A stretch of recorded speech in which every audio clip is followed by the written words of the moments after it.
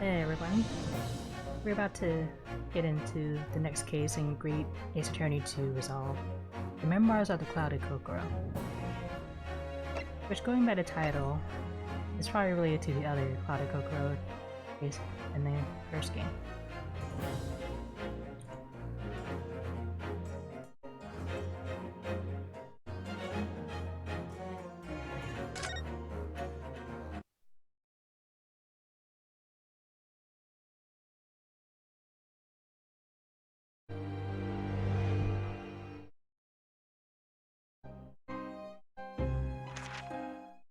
It was a ghastly tale of a winter's night. One of an invisible killer and a crime perpetrated on the pavement along Briar Road. As the victim lay at death's door, the mystery of just who had stabbed the young lady from behind had been resolved. But no sooner had my friend saved that Eastern exchange student from his harrowing plight, then in the dim, flickering shadows of gaslight did a second bizarre crime rend the stillness of that very night. I dare say most can still recall the sensational headlines of the day. Haunted apartment of death, the condemned criminal's curse, the dread demon of coal gas. Yet, though the great detective had at once discerned the truth upon his arrival at the scene, it only proved to be the overture that announced the rising of the curtain on a most tragic play.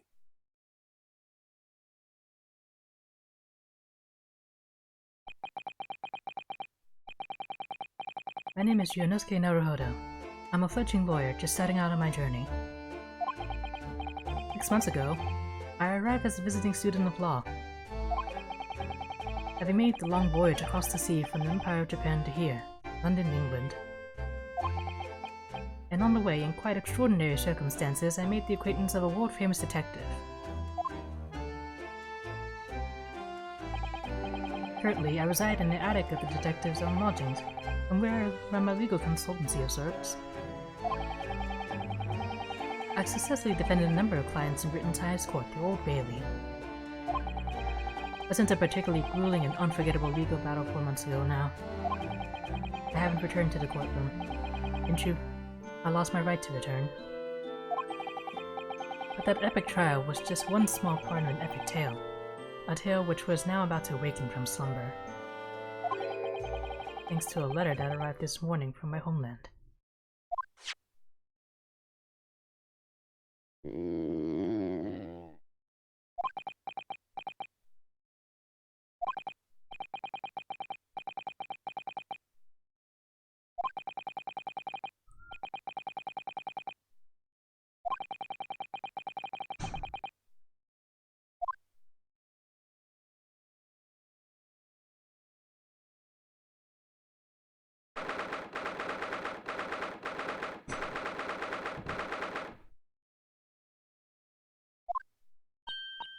Ah, Bruno, good. I was just about to call up to you. Bacon's ready. Good morning, Iris. It smells delicious as usual. Before we eat, though, I have some news. I had a surprise this morning. Shh, not another word, Mr. Naruhodo. This could be just as the obtruse thing for my pre-breakfast stagnation repelling mental stimulation, my dear fellow. Morning to you too, Mr. Sholmes. Ah, yes. I see. So that's it.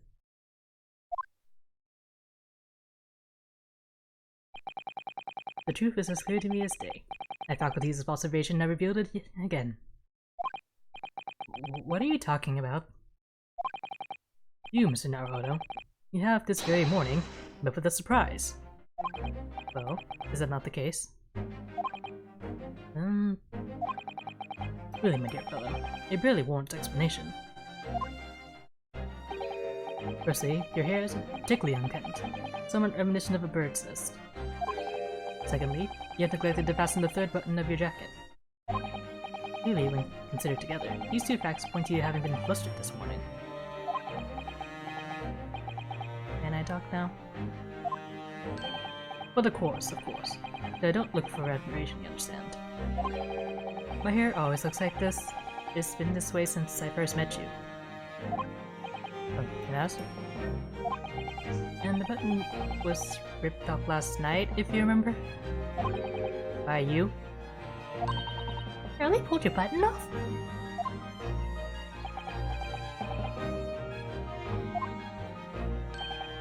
Ah, yes, I recall the incident now. It was after supper, was it not? As the evening advanced, I picked up my violin and began to play the wailing notes of a haunting tune. But then, to my utter dismay, the third string snapped. Why did it have to happen? Why? Little wonder then, in my vexation, I grabbed the first button I saw and ripped it from its proper place. Well, I'd like it back now, please. It's troubling me that I can't fasten my jacket. It's troubling me that you expect me to know where it is. Somewhere thereabouts on the floor, one presumes. What matters at the present time, my dear fellow, is simply whether or not my deduction was unerring. Really? Bruno said it when he came in, didn't he? I had a surprise this morning.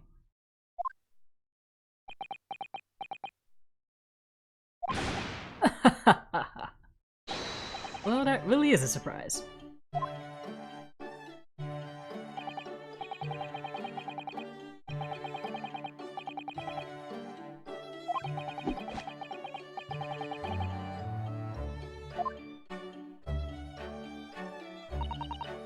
Alright then, enough of this silly conversation. I'll make this bacon before it gets cold. And I have a new herbal tea for you to try too. My latest special blend.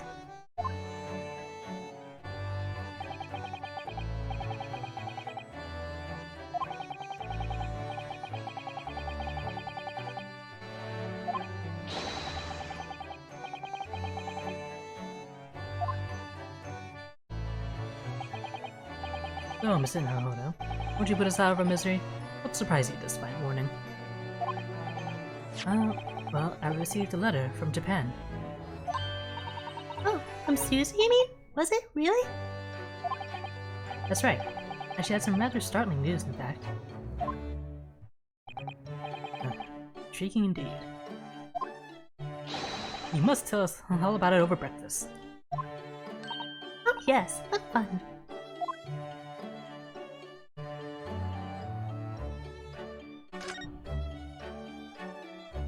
Guess what I was talk about now. This is the letter that arrived from Japan this morning, by international post. Oh, how lovely. Look at Susie's beautiful writing. I wish I could read it. And how is your judicial assistant faring, may I ask? She's very well, thank you. In fact, according to what she's written, she actually appeared as a lawyer that the Japanese Shipping Corn won the case. Really? Oh, isn't she wonderful? A cut above your good self, my dear fellow. Apparently, Mr. Natsume appeared in the trial as a witness. Natsume... No, I don't recall that name. Of course you do! We helped the man! Twice! You know, in those two cases that took place on Briar Road 6 months ago. Moustache twitchy man with the somewhat feline eyes and the mustache. You didn't have two mustaches, Hurley. Yes, who will forget those two cases? They made a very deep impression on me. Although I must confess, the details are a little hazy now.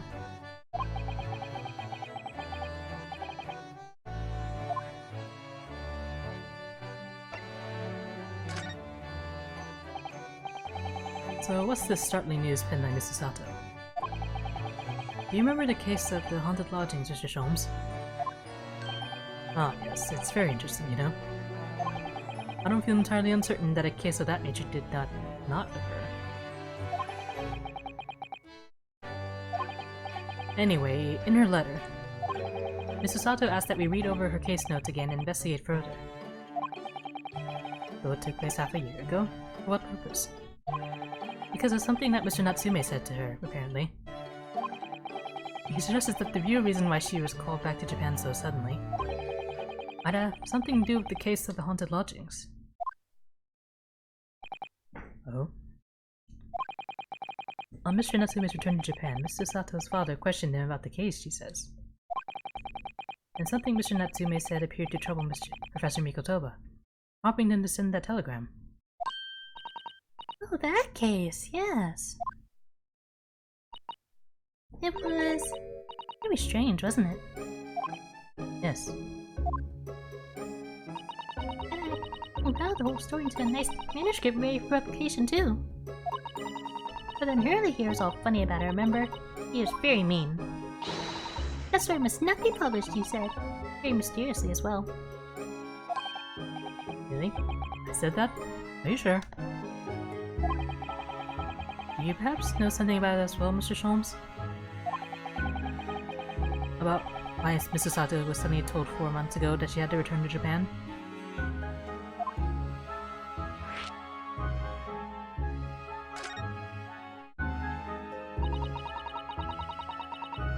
It's been 4 months now since we waved Susie off at Dover.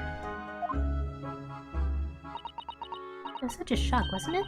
That we should just suddenly announce that she had to go back to Japan?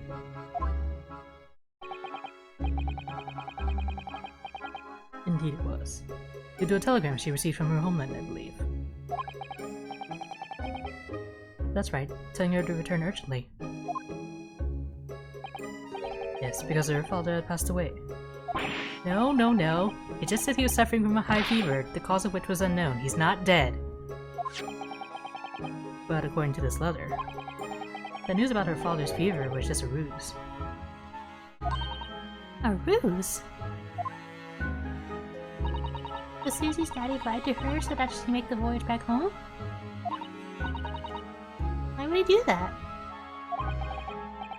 I have to admit, I have absolutely no idea. But she believes it's almost certainly related to the case of the haunted lodgings.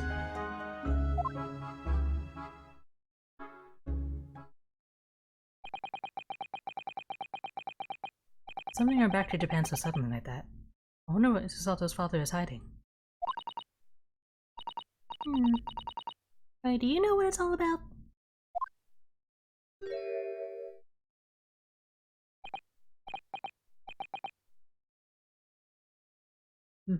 Well, who can say? But she said... Yes, I have engagements, my dear fellow. My calendar is surprisingly full today. An explanation analysis of the matter would be excessive, I feel. Even if I were at home quite at leisure. So, and afford my absence, won't you, Iris? I will, Riley, don't worry. See you later.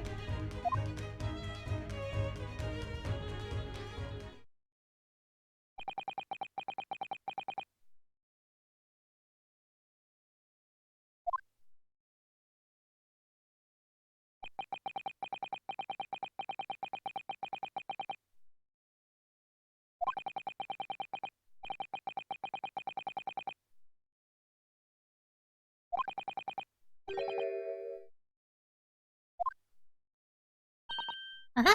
I found them at last. Iris, are they? The notes about the case? That's right. Susie and I compiled them together. The case of the haunted lodgings. You want to read them, Ruda? Absolutely. Thank you, Iris. I have no idea what secrets could still be hiding in the shadows of this case. But perhaps if I read over the notes again, something might come to light. That's the spirit.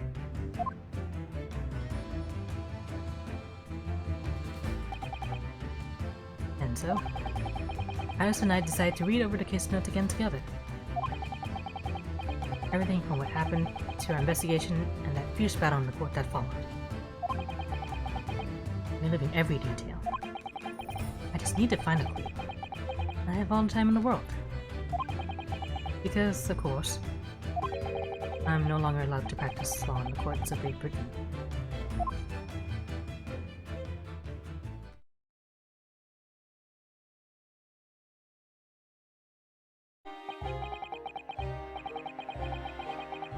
It was 6 months ago. A mysterious incident that unfolded on the wintry streets of London.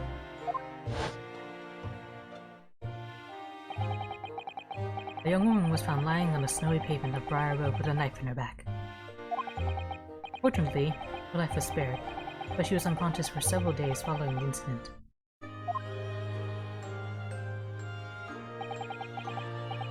The fog was thick, and nobody saw her attacker, but by a cruel twist of fate, a visiting Japanese student was walking behind her at the time, and was duly arrested. That man was Soseki-san, and the man who effected his arrest was Mr. Sholmes. Believing in our compatriot's innocence, Susata-san and I decided to represent Soseki-san in court. And after a grueling trial of many twists and turns, we finally managed to prove his innocence. Joyful, joyous jubilation! Was the man's reaction after the trial, but his jubilant jubilation was short-lived.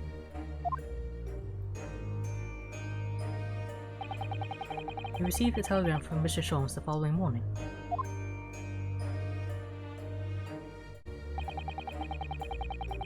The victim of the Briar Road stabbing has regained consciousness. Hurry to Bart's at once. So Susata-san and I summoned a handsome and headed immediately to the hospital.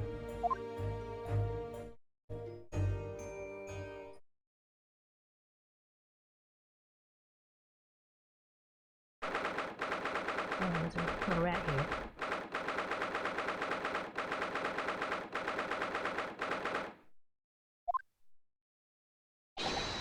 There you are at last. Good morning, Mr. Sholmes. I think not. Oh. You're late. What on earth took you so long? The telegram only arrived at 5 o'clock, Mr. Sholmes. It's a 20-minute ride to the hospital. That's right, and it's 5:30 now.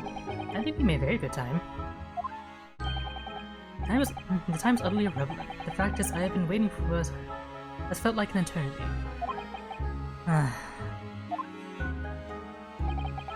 In point of fact, I myself was awoken at 4 this morning by a telegram boy. I think it was somewhat unjust that I alone had been roused at such an hour, as I went to you.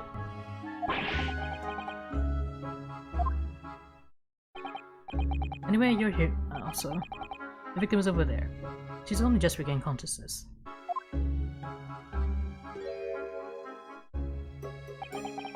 You should introduce yourselves, and I shall observe from here.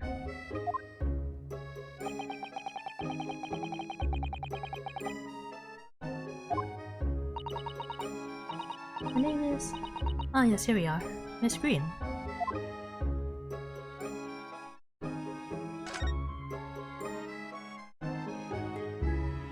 Nobody want to do anything about this rat right here? A mouse is in our photo. An enormous mouse. Vermin in the hospital? That doesn't seem the best. It looks like a very healthy specimen, doesn't it? It's very plump. I'm not sure we can say that's down to the excellence of this facility, if that's what you were thinking.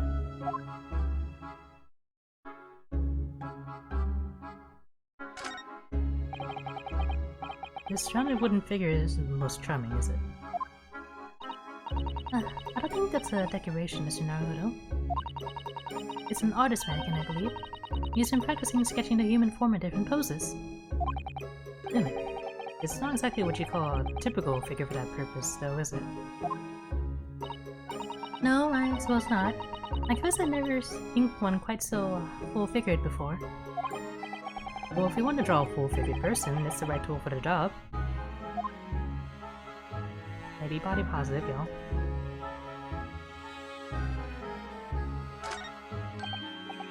Look, there's a photograph in this frame here.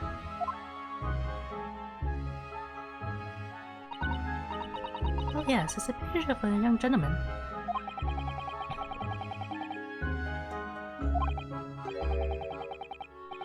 Perhaps the young woman's special someone, do you think? My, Mr. Naruhodo. I didn't know you had a sense for matters of the heart. None, at least. I sincerely said the first thing I thought of.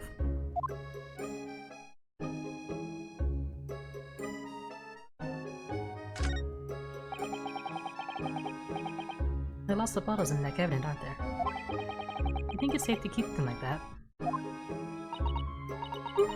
If you're a patient here, I'm sure you can take some medicine by mistake when you were half asleep. That is a worry. But at least the cabinet has a lock, even if it's only a flimsy-looking one. Oh, I've no doubt you managed to unlock that somehow while you were half asleep as well. There are limits even to what I can do when I'm half asleep, you know, Mrs. Sato. Okay. Good morning.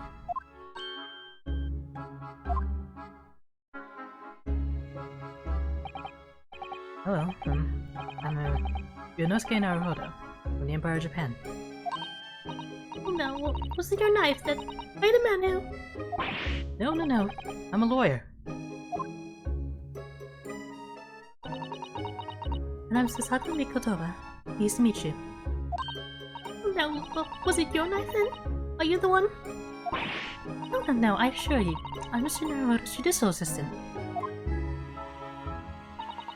We heard that you'd regained consciousness and wanted to come give you our best wishes. Best wishes? For me? Thank you. I'm Olive. Olive Green. I'm an artist. Well, no, that's not right, is it? What I mean is, I'm trying to be an artist. No, what I really mean is, I desperately want to be an artist. But the truth is, I don't have any talent. I know I don't. It's no wonder I was stabbed in the back. I don't think that's related, actually. Gosh, some woman seems to bend over backwards to put herself down.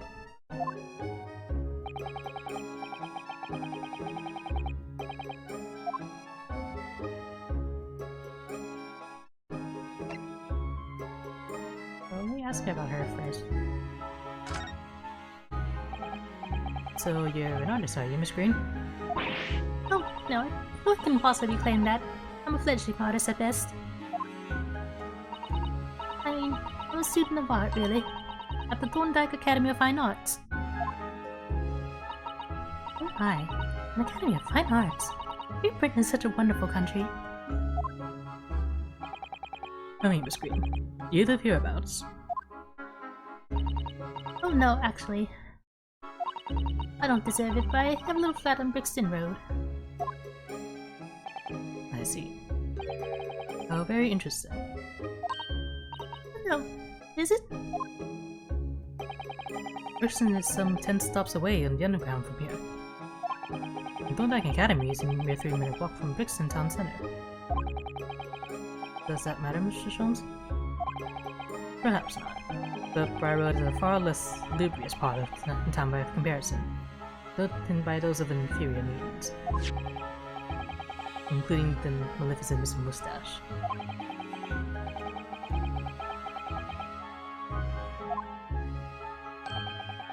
It struck me as somewhat out of the ordinary for a young fine arts student to be walking in such a district. That's all.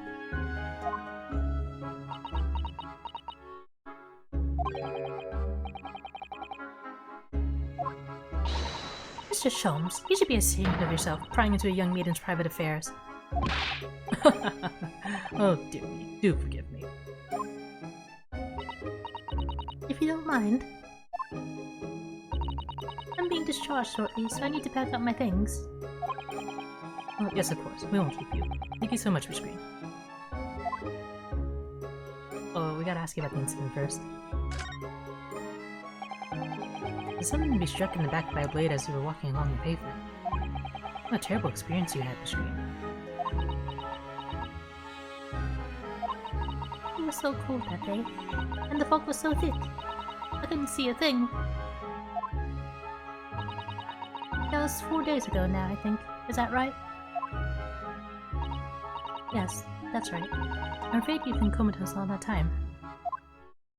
But the case has been solved, hasn't it? Well, I've been here in hospital, I mean. Indeed it has, my dear madam. spectacularly by none other than I, Sherlock Sholmes. Mr. Sholmes, as you well know, it was Mr. Naruhodo's hard-working court that solved the case. Are you yet to hear what happened, Miss Green?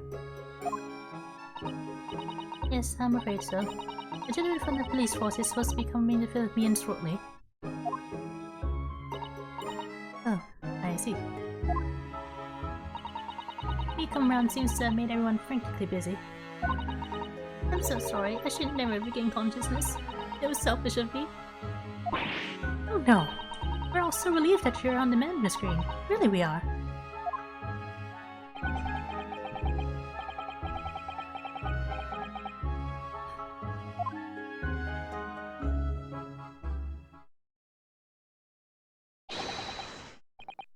Is there Mr. Naruhodo here? Mr. Naruhodo?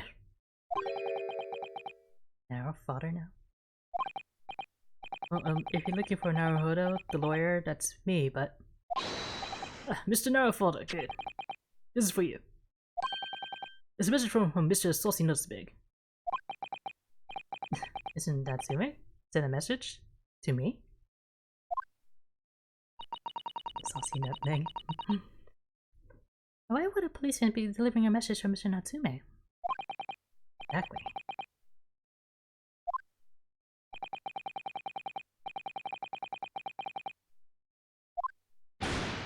What are you waiting for? Let me see that. Oh.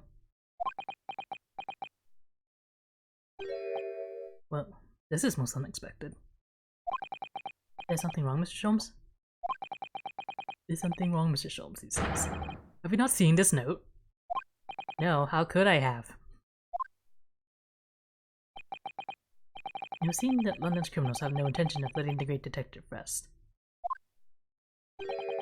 A new case calls. A case of murder, no less. You must depart at once. Murder? Call a cab. Time's of the essence. But the trouble is... We've yet to read Mr. Natsume's note. I was thinking we ought to pay him a visit in his lodgings once he did.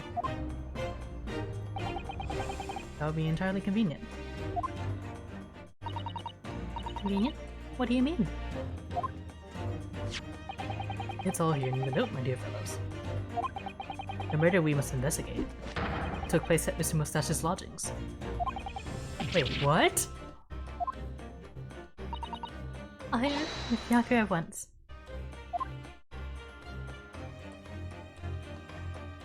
I don't know what it means.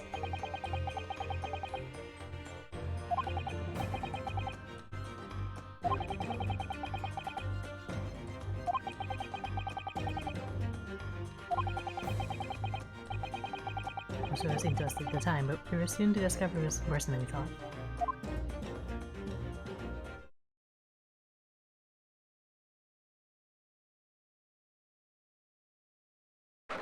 There's some consistency in this narration.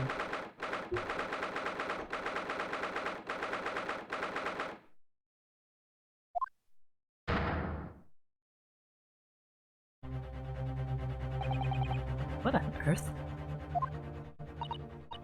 Why? The gentleman is deceased without question. He's dead. Welcome, student Mr. Naruhodo Esquire. Mr. Natsume. Oh, why? Why is this happening? Why to me? I've only just got out of court yesterday. I was finally home after 2 days of misery. And then I wake up the next day to this. No early bird should catch a worm like this. Whoa, worm without wiggle. I see your nice spirit again this morning, Mr. Mustache.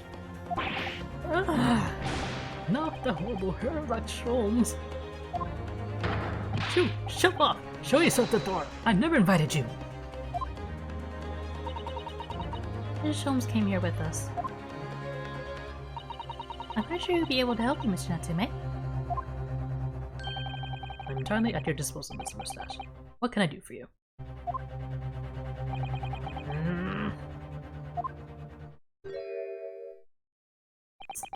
Here they are, already. Busybodies. Oh, Inspector Gregson, what a pleasant surprise. Isn't it? Easy heartburn every time I see your face at a crime scene, Sholmes. I deduced, Inspector, that your heartburn is a result of your excessive consumption of fried food. Good morning, Inspector. This is a crime scene. Don't you go touching anything.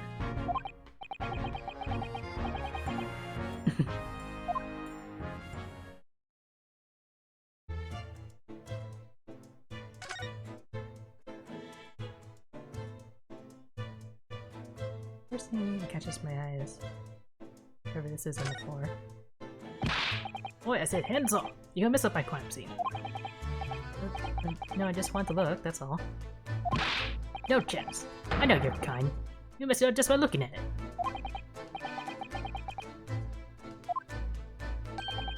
There's certainly some bad air in here, isn't there?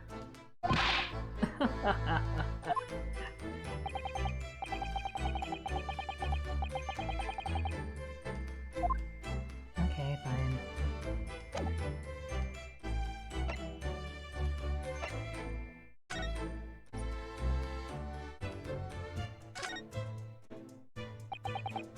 So, Inspector, what was the victim's name? Who was he?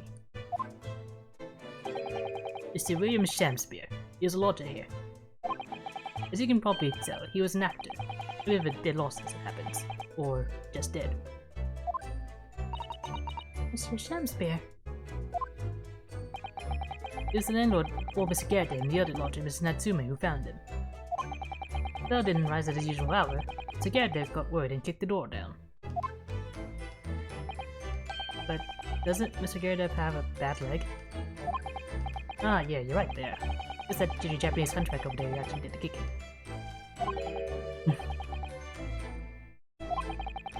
The victim was pretty hard up, it seems. He even done some time inside for petty crimes. He had no money, no place to go, and no friends.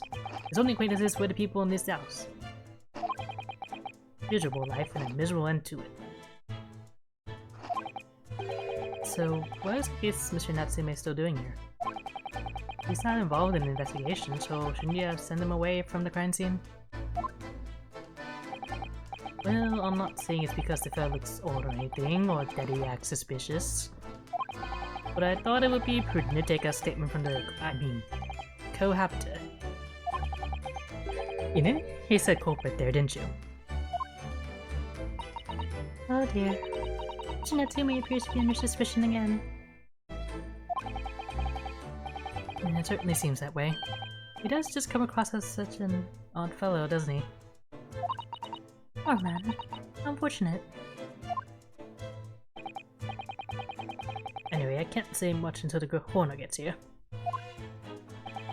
But I don't think the fellow's been gone that long. The boy's still warm.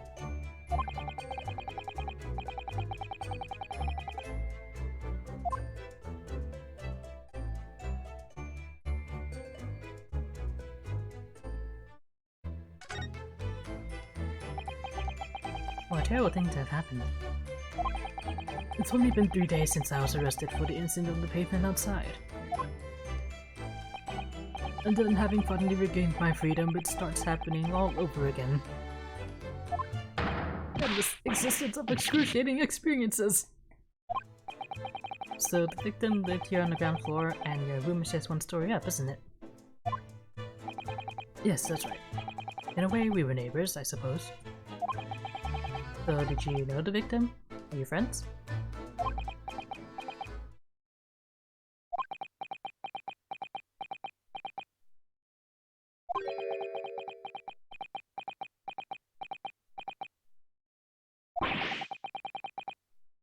Yes or no, man?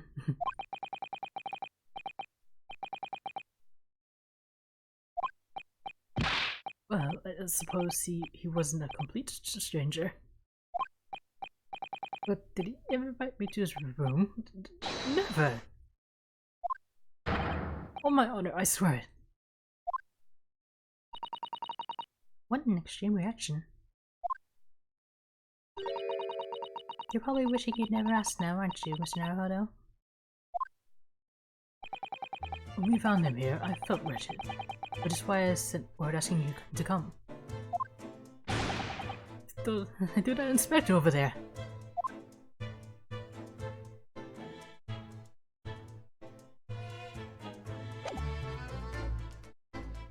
Okay, I'm gonna step down.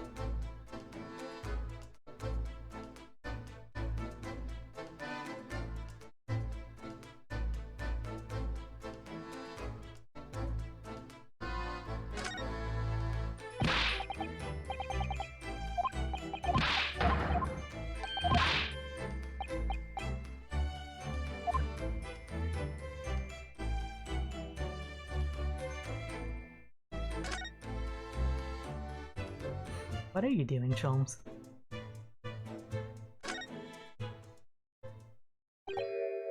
Mr. Sholmes, what are you doing? You need only observe to know it, my dear fellow. Investigating, naturally. There's nothing natural about that pose. Mr. Sholmes, you made some miraculous discovery? Patience, my dear madam, patience. You've not been here in this room 5 minutes. So far, all I've managed to deduce is what actually happened. My goodness. But isn't that everything we need to know, Mr. Sholmes? Now that you proposed the idea, I believe one could indeed see it that way. At the present time, I have managed to draw 2 incontrovertible conclusions. The first, that there was a physical struggle here last night in which the victim fought for his life.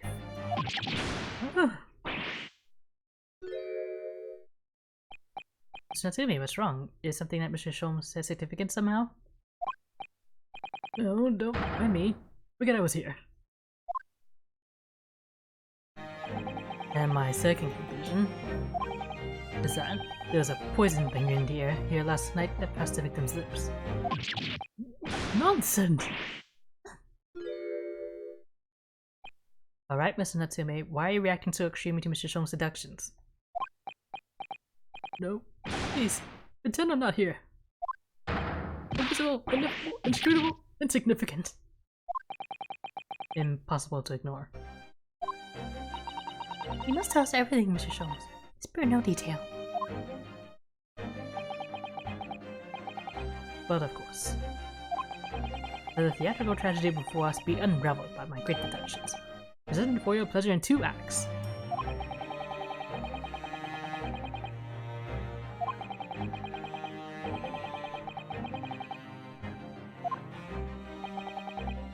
Oh, my dear fellows, for your delight and wonder, let the curtain rise. For Herlock Sholmes' logic and reasoning spectacular. Act 1.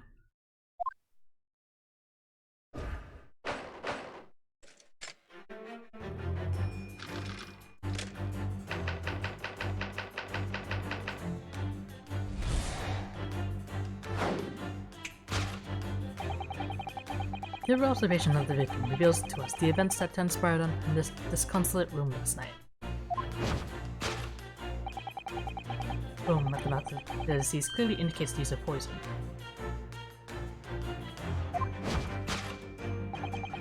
Next to the victim, there is a large dining plate, which contains, you will observe, 1/2 of a sizable bar of soap. Meaningful indeed. Why is the soap set so purposely upon the dish? By the victim's last supper, in fact. Yes. Maybe the man was about to eat it?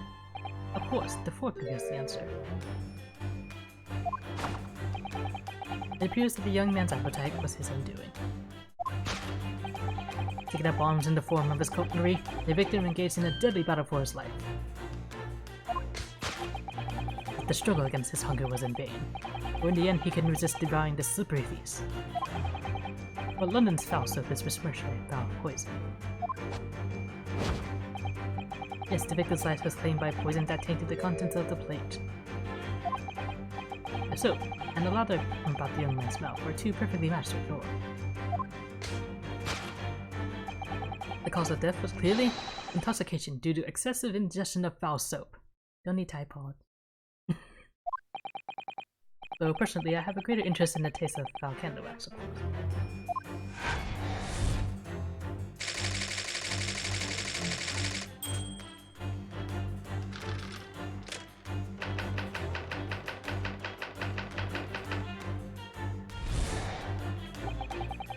Cause of death identified. We proceed to Act 2, where we ponder the next question. Was it suicide or murder? The audience will recall that the death occurred during the victim's Last Supper. Did the man die and die alone? This single teacup suggests the answer. To draw a conclusion in such meager evidence would be foolish, however, certainly. The careful criminal could have absconded with his own cup to cover his tracks. Well, allow me to lift the veil of doubt, my dear fellow. Indeed, what reveals the answer, of course, is the broken lock.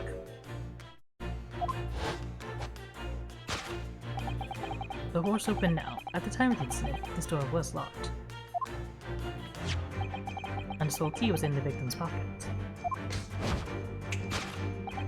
In other words, when the victim had consumed the poison, he must have been alone. Alone with his inferior servant, from whence wafted an inferior scent. And with that accurate aroma lingering in the air, the victim met his end, in tragic solitude. We can take comfort only in the fact that his soul was well cleansed on its way to the hereafter.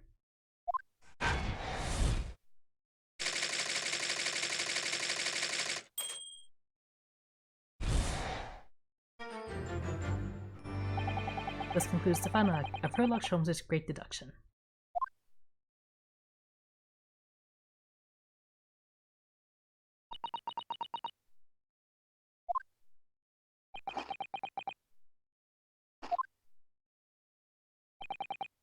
There's just one thing, Mr. Holmes.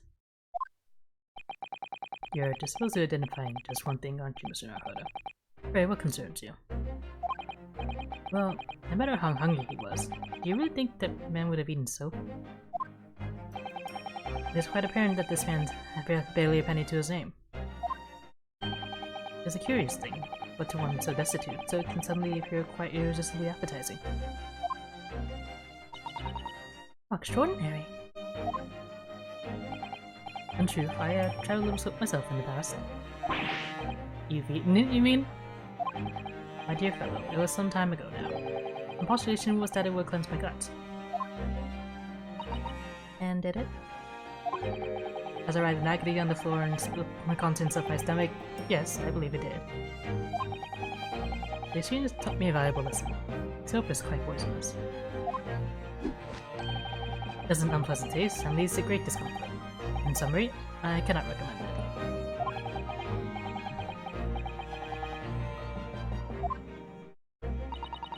There's something that troubles me as well, actually. Oh, what's that? It's Mr. Natsume. I couldn't help noticing him shuddering and quivering out of the corner of my eye. Almost as if Mr. Holmes' seduction has touched a nerve somehow. Nonsense.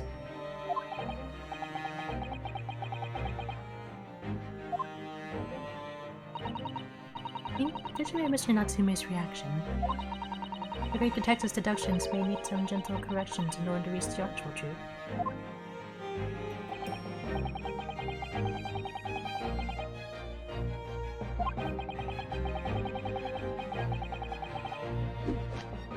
That's quite the metaphor.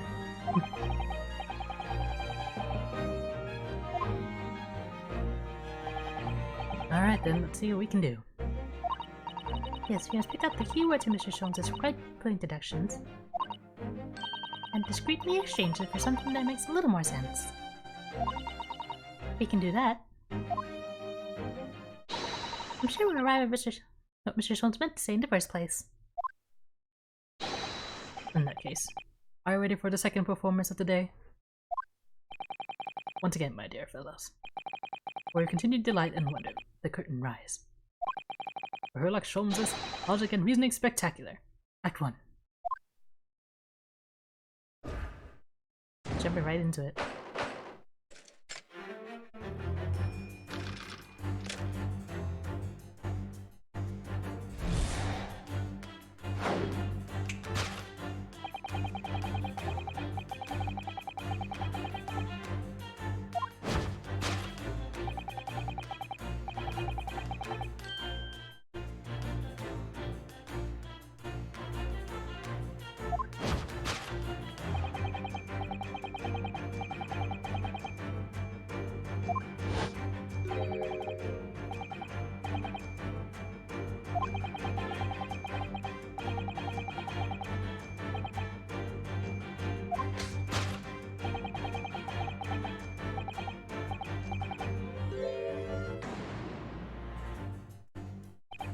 me too, Mr. Natsume.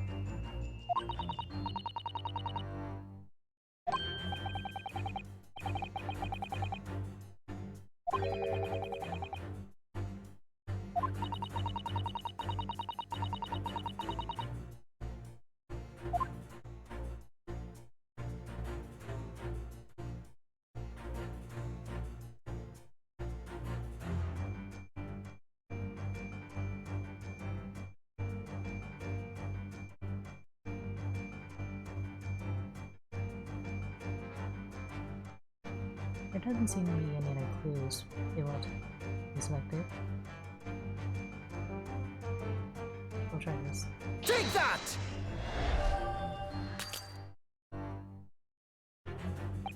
No.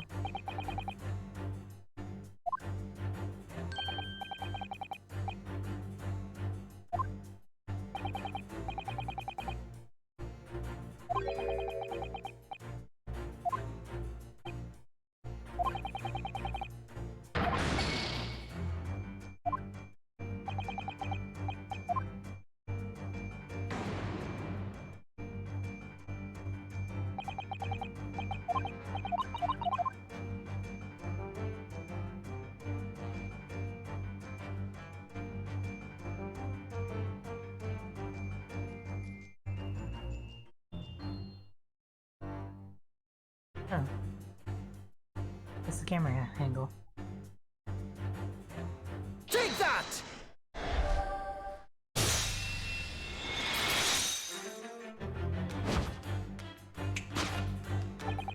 Could it be that the man was about to eat it?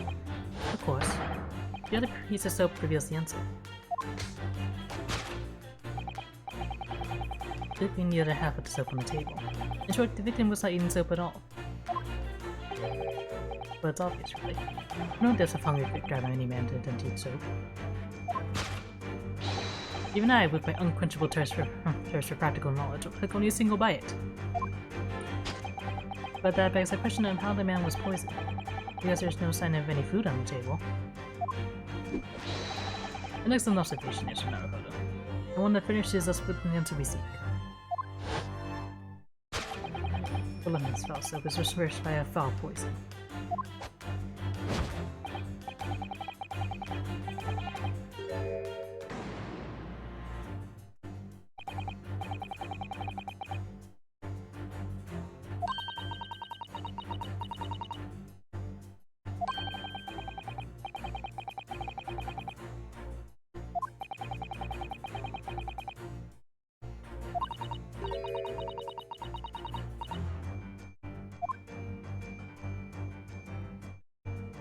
Now can we talk about the teacup? Take that!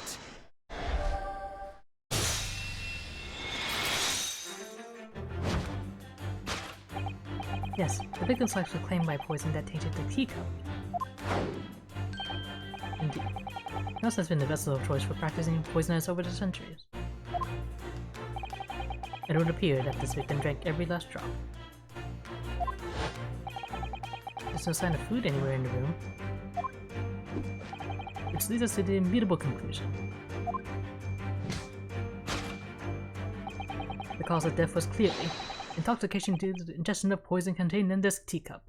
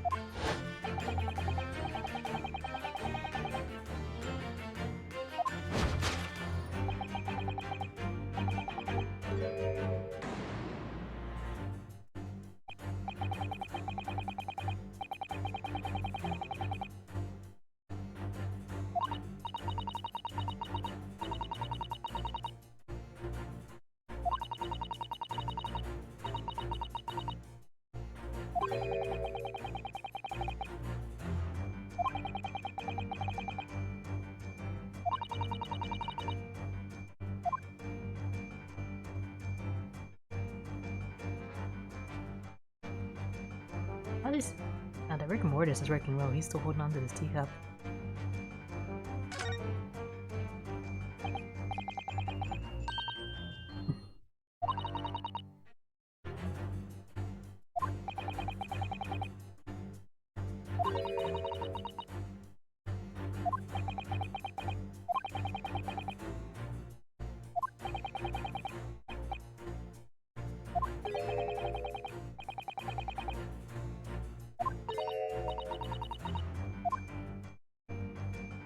Take that!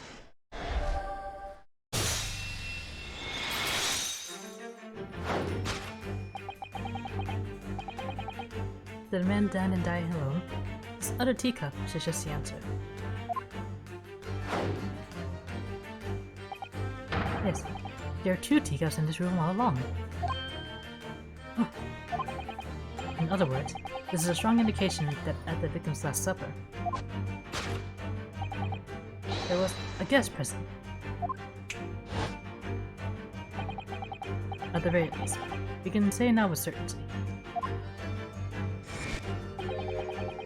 that somebody else was here in this room last night, taking tea with the victim. What are you talking about? That would be unbelievably, unjustly unreasonable. To draw a conclusion on such meager evidence would be foolish of certain.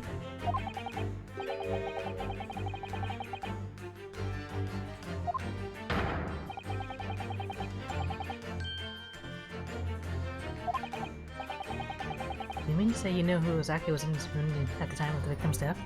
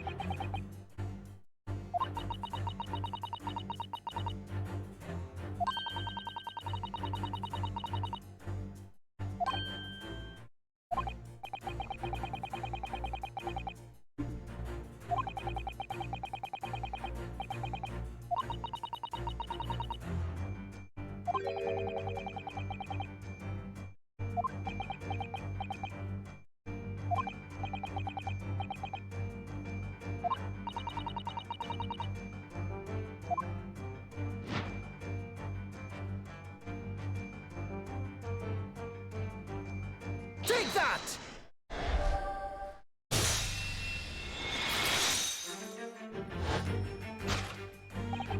Indeed, what reveals the answer, of course, is the pile of familiar books. Quite so. It's no more coincidence that these 3 titles are here in this room. It's the link to the truth.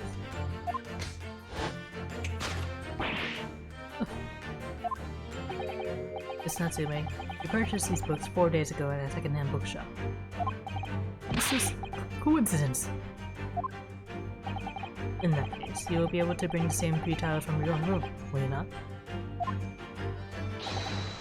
This very moment.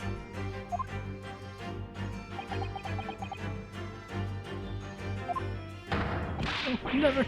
Non-negotiable! If you can't bring your own copies here, it proves that these 3 books are in fact yours.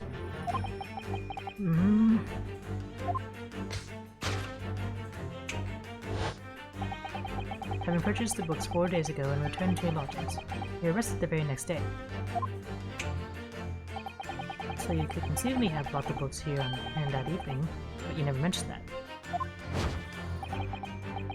In other words, you could only have brought these 3 books here to the victim's room.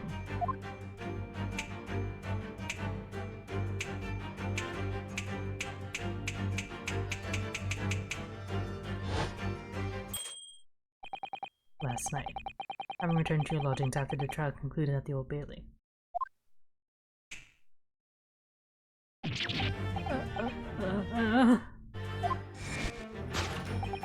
In short, there's only one possible conclusion. The victim died here in this room last night as a result of poisoning. And that same night, the victim has a visitor. And that visitor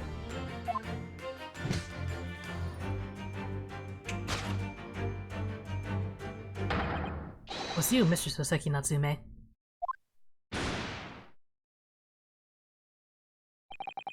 This concludes the final act of Sherlock Holmes' Great Deduction.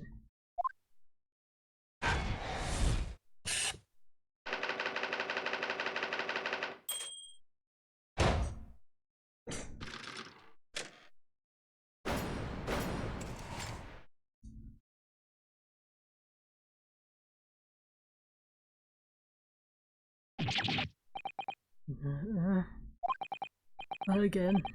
Not again. Not again! Well then, Mr. Natsume. It would appear you're gonna have to accompany me down to the yard. Again. What? Wait! Hold your horses! Yes. Door, key, locked, entry, exit, entirely impossible!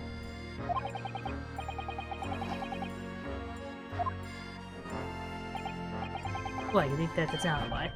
You could just made a copy. Huh? You live in the same building after all. You have plenty of opportunity, I'm sure. But... it's over me! Sorry, so you'll get your chance to give your side of the story later. Facts speak for themselves, Mr. Mustache. You horrible Sherlock Holmes!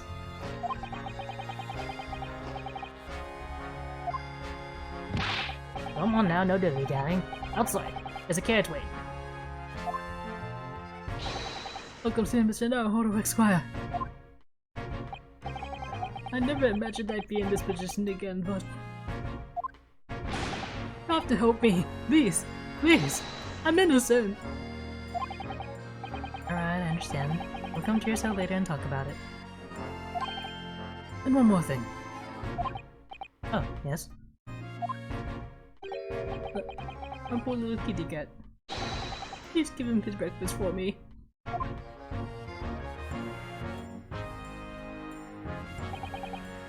And so, his evil curse still apparently unbroken. Soseki-san found himself once again the prime suspect in a case of murder. Thanks to the incriminating deduction of the great detective. My dear friend, that honor belongs to you.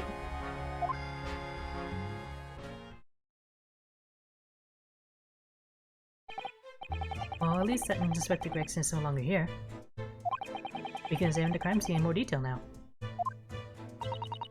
Yes, that's right. Oh, and of course. What? You've forgotten what the inspector mentioned before. It was the landlord, Mr. Gerda, who discovered Mr. Shamspeare. I'm sure John Garrett, yes. I suspect we could find him in the sitting room on the top floor as usual. Right. Just remember to go and talk to him later then.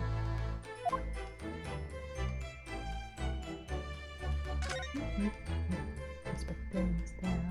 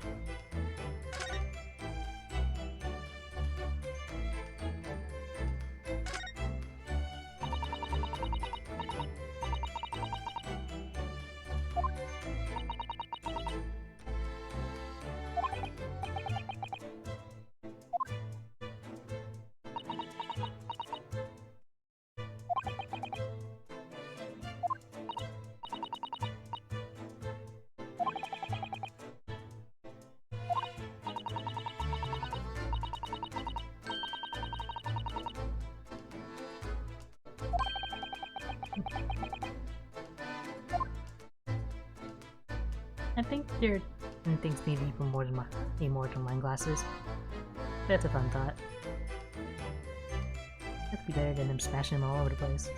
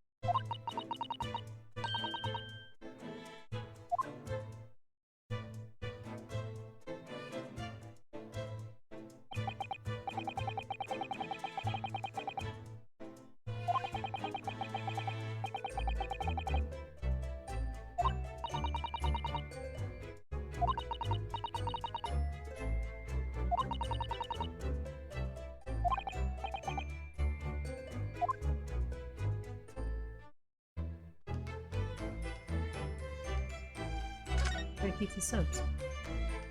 You know what to do.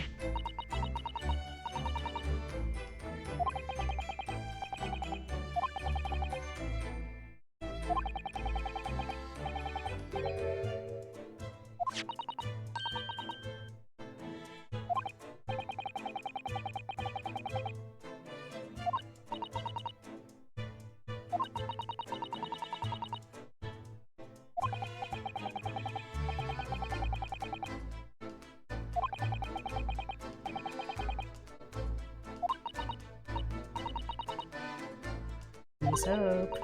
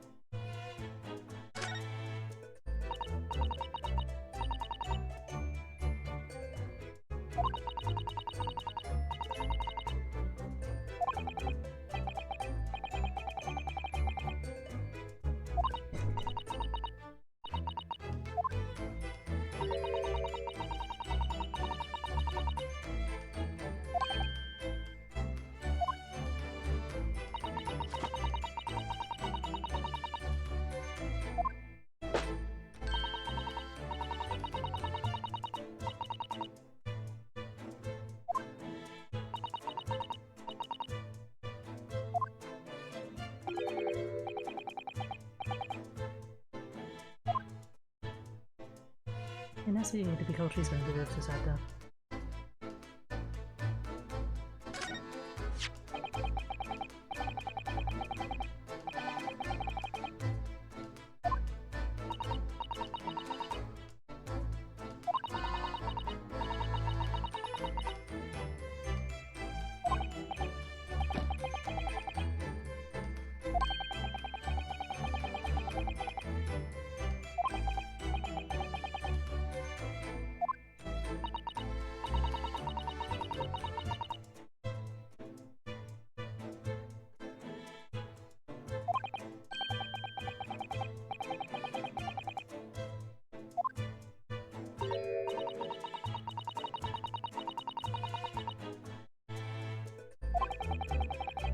Yeah, that's just inconvenient.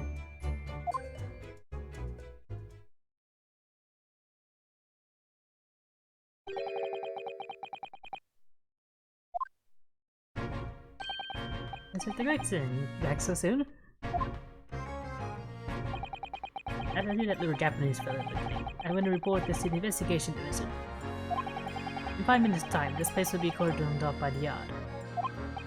Oh, I see. Well, we better be leaving then. Poor Mr. Natsume must be feeling very low being back in the cell again so soon. I'm sure. We should probably go and...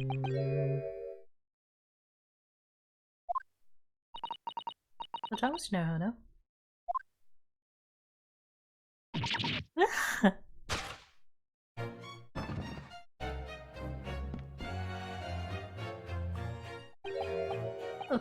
Oh, brief candle.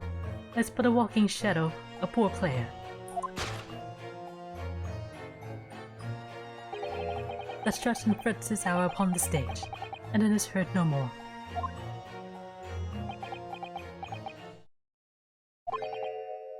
Now, let's send this the next part.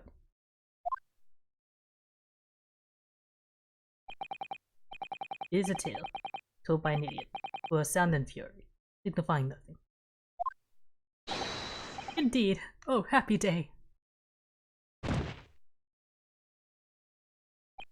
Oh. Walking Dead!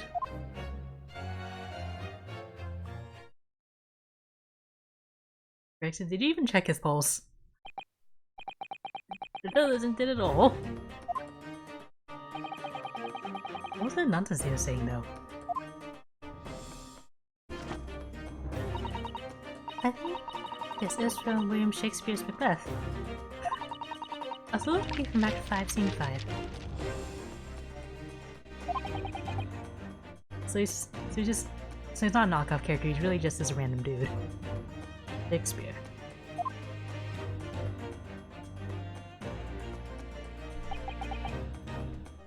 So it was that the victim, Mr. William Shakespeare, came back to life.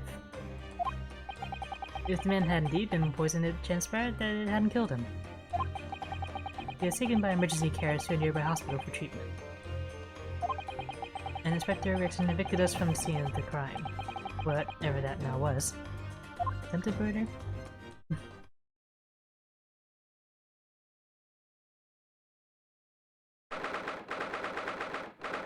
Weird.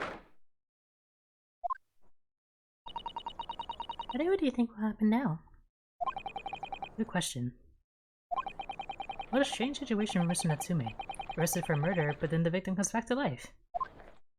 I think perhaps the victim was never dead in the first place.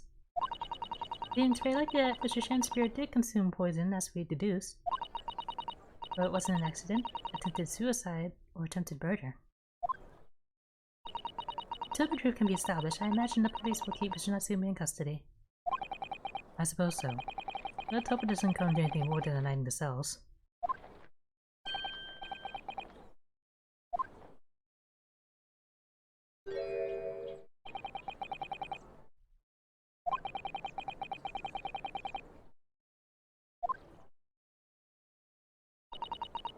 Nothing wrong, Mr. Naruto. Excuse me, could we have a word?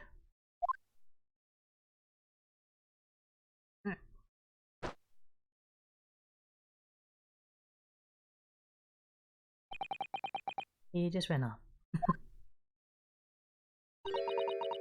feel sure that I've seen that man somewhere before. Where was it?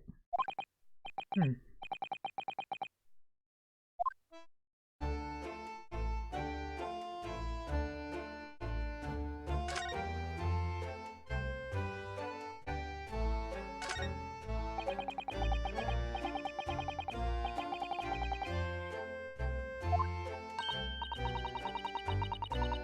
Yes, yes, the window attacks, I know.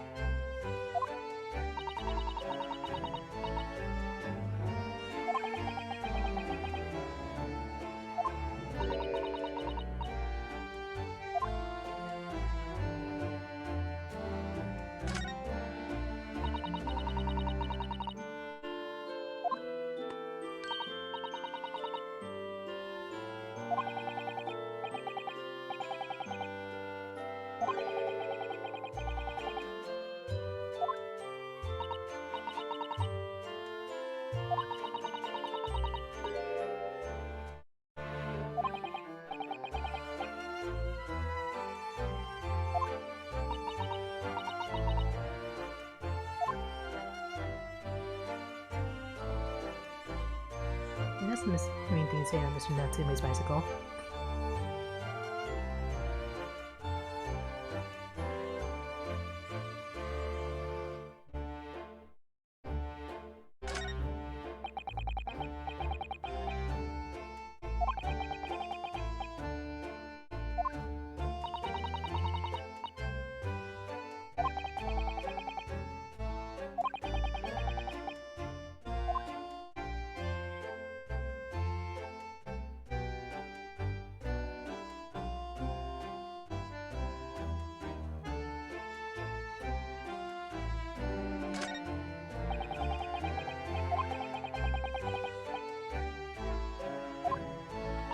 Oh, so it is.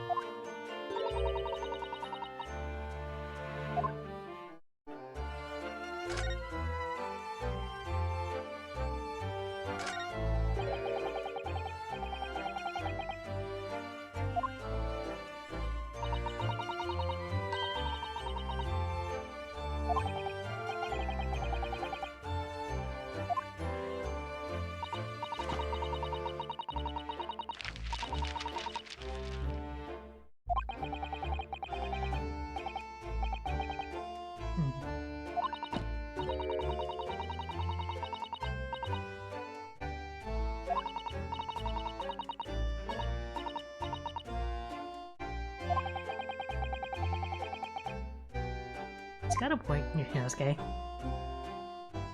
Well, admittedly, usually only 2 balls seems more efficient. And it was cuter.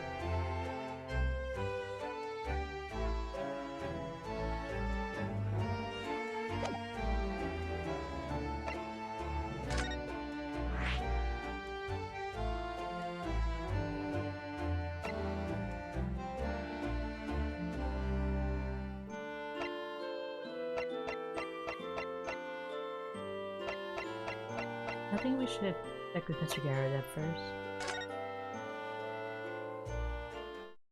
If we can.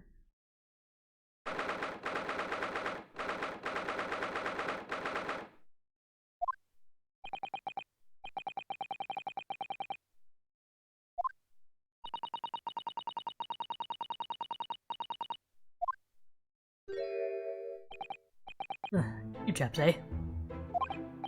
Yes, good morning, sir. Thank you for your cooperation in court yesterday.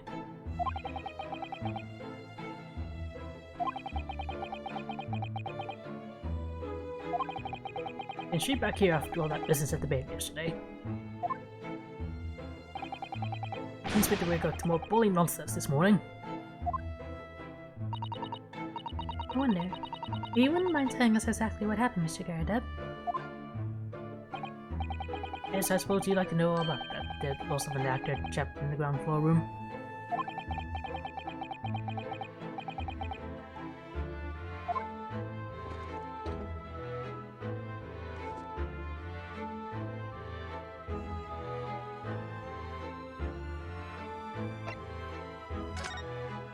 I don't need to stand up on my account.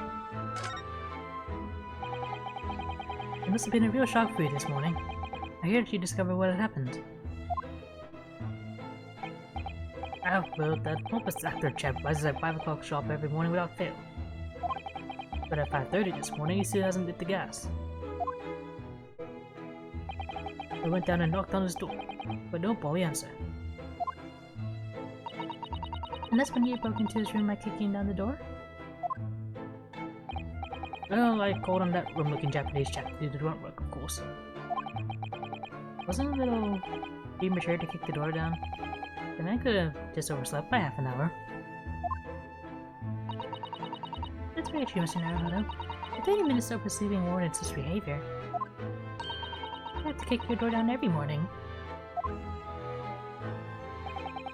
Well, you know, better be safe and sorry and all that.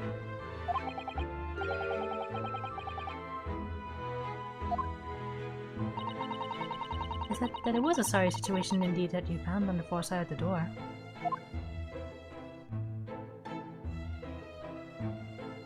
Well, he's not dead, by the way. The victim's name is Mr. Shamspear, I believe? Is that right? Yes, William Shamspear. The ground floor room 3 months ago now. And how would you describe him? In a word, destitute.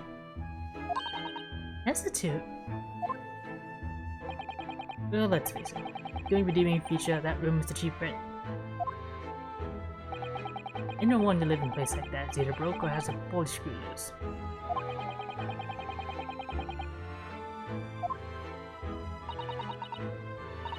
Mr. Naruhodo, that's a little rude. I didn't say it. He was doing research as well. Research? Into what? Shakespeare, of course. Shakespeare. Read a few plays at the old bar myself, you know. Romeo and Hamlet and all that. Yes, William Shakespeare is England's most highly regarded classical playwright and author. He's known to sell in Japanese, as you know, and many of his works have already been translated. See, really, that's interesting. It seems incredible that Shakespeare was shortened to Sal, though. Almost too heavy-handed there. He doesn't even know his name.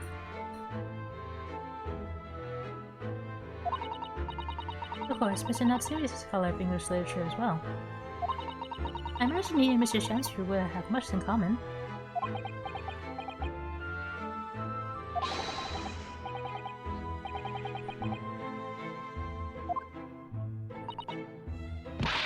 Mr. Naruhodo, really, how rude. Say anything.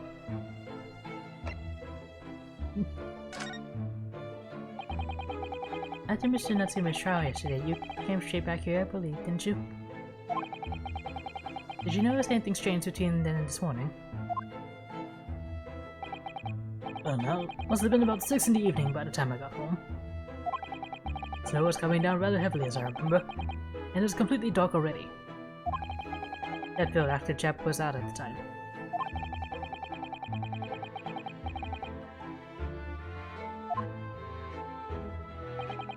Couldn't summon the energy for anything much, so I just sat in front of the fire up here. It was out there before Shamspear got back. And the chap was up till past 1 in the morning, I'll have you know. He was in bed then sometime after that. I was asleep by then, so I'm out in the dark here. There. Well, thank you. That was very illuminating.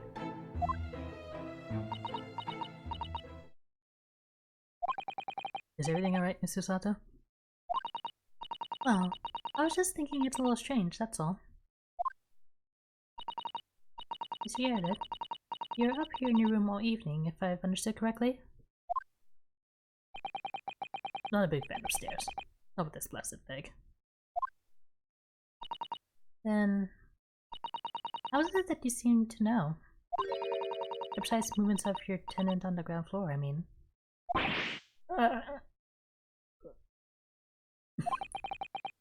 That's a very good point. I can't imagine that you could hear noises from the ground floor all the way up here.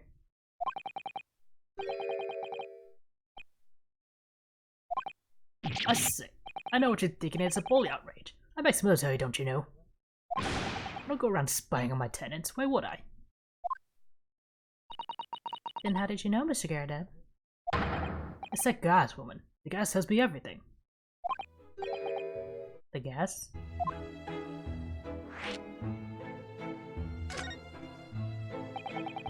What on earth do you mean, sir?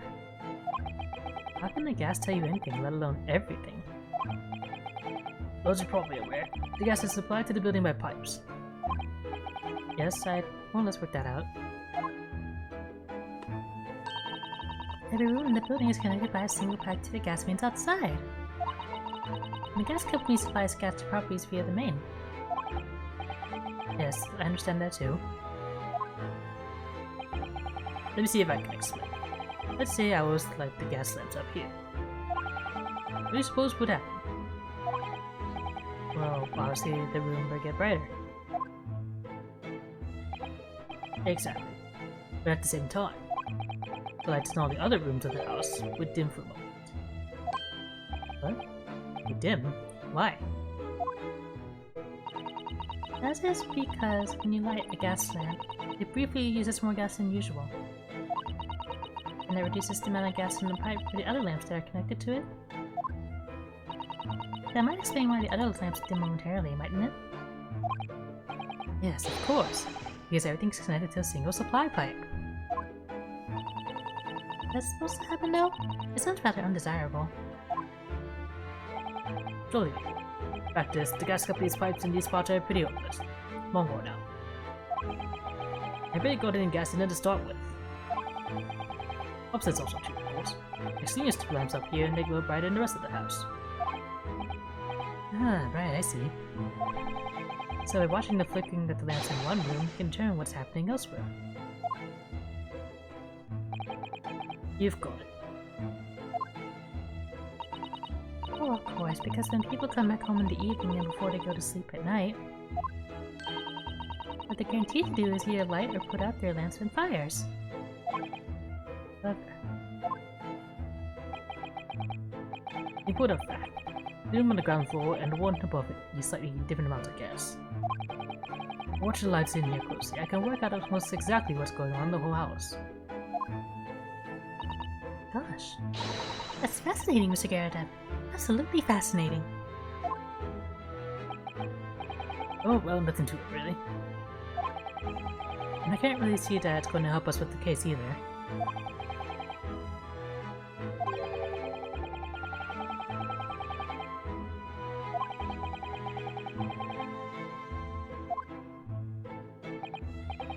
Well, we've done as much of this again here as we can, I think. Perhaps we ought to go to the prison and speak with Mr. Natsume again.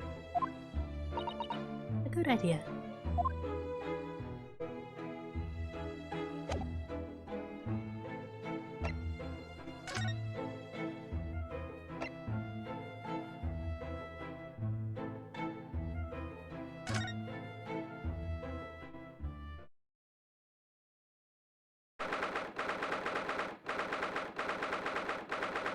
Here we go again. Look at this, Naruto. Satsumi, have the police finished questioning you now? Welcome, student nurse Naruto, Esquire. Oh, yes? What is he? Tell me! Is he a ghost? Is he here to haunt me? Let me guess. Are you talking about Mysterious Holmes? She calls herself a great detective, Mr. Natsume, not a ghost. But his diabolic deductions, they're not of this world. They've left me. cursed! I'm cursed, I tell you! I didn't work ready to do, Mr. Naruhodo. You were heavily involved in the direction too. Yes, and moving on. We have some wonderful news! Oh? The victim that we all thought was dead has come back to life again.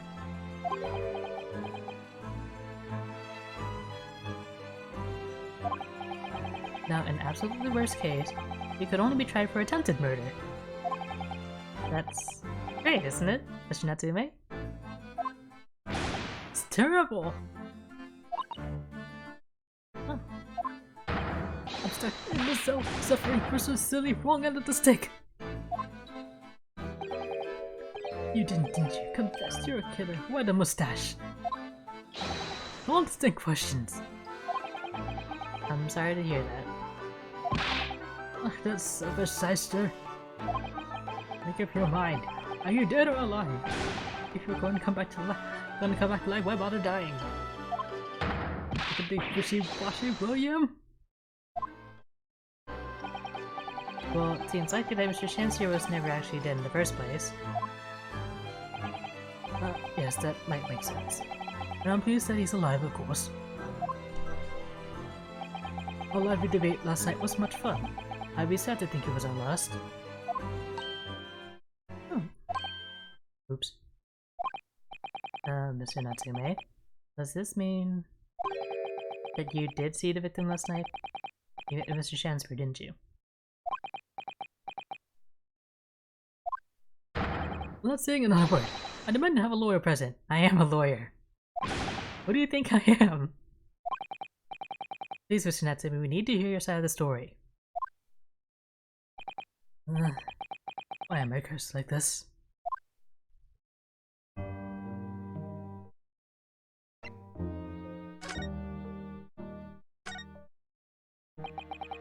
Can you tell us exactly what happened last night then, Mr. Natsume? There's nothing to tell.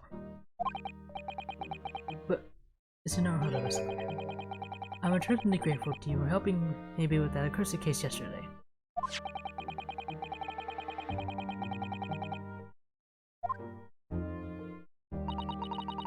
It's hard to believe that was only yesterday. After the trial was over, I chose my weary way back to my lowly lodgings. And that evening at past 9 it must have been, I visited Mr. Shanspeare. So you did go to the victim's room then? As we feared. I didn't do anything wrong! I'd never been to his room before. It was the first time! Then what made you decide to go? I bumped into him when I arrived back at the house. We got chatting and it developed into a discussion. But he had to go out, so I bade him farewell.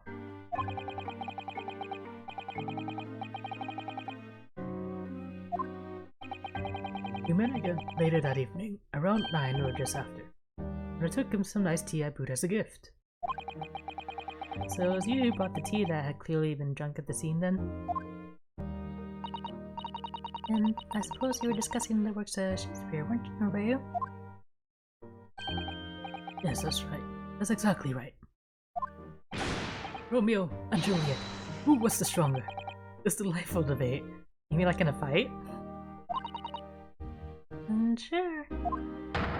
Such a stimulating subject, Shakespeare! And the debate became very heated, so you slid poison to Mr. Shakespeare's tea? No, never, not at all. Team Juliet won, that was me, and when I left his room, the flamboyant fellow was fighting fit, I swear, categorically. You know, I believe it. Yeah, I remember correctly, Juliet killed herself by stabbing herself. It gotta be really tough to take that.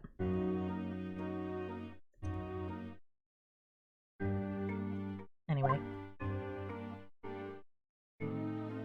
Romeo and Juliet discourse. Mr. Natsume, you always say the same thing about yourself, I've noticed. That you have a cursed existence. I'm sure I've mentioned this to you before, but I've been here in Great Britain for a year now, and in that time I've learned that it's no place for me. Are we really trying to live in a foreign land and adapt to the ways of another culture?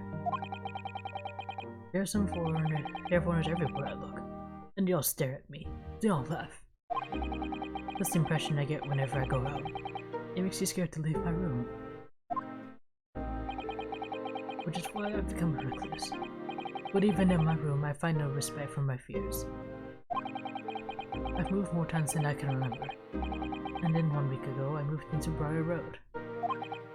But why? I mean, why did you choose that place? It doesn't seem very comfortable. Because the rent is cheap. I have so little money, it spoke to me. The rent? Obviously, there's a reason why it's cheap. Because the room is cursed. Curse? Curse how? The previous occupant, the man who lived there before I died there. No! He was only a young man, but one morning he was found dead and no one could explain why. Surely no one would want to live in a room with a history like that. I didn't. When the letting agent recommended the place, I wavered. But I want booked, and books cost money. A horrible history is a small price to pay. I realized would mean I could buy more books. I signed the lease like lightning.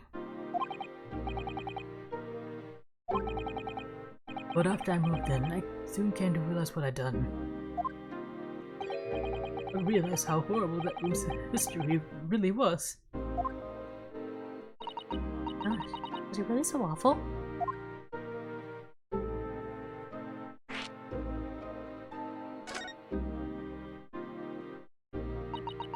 How does the room's horrible history affect you, Mr. Natsume? What happened? At first, it was just the feeling of beady eyes pouring into my back, watching me. You think that I had just been your mind playing tricks on you? No. My mind doesn't know any tricks. It was someone else. It's been a long nightmare ever since I was given the keys to the place. Nightmare? You've been having bad dreams, you mean? All the souls who died in that room would lean over me in my sleep and try to strangle me. That really is horrible. And now I come to think of it, it happened again last night too. The very same night that Mr. Shansier was writing in agony from the poison in his body. I was on the verge of being suffocated silently by those miserable spirits in my room. You must move out of that room as soon as possible. Yes, you're right, I know it. And that's why I'm already searching for the next room with a history to call home. I think perhaps you should try to avoid accommodation with any kind of history at all. Otherwise, I'm scared that you yourself may become history.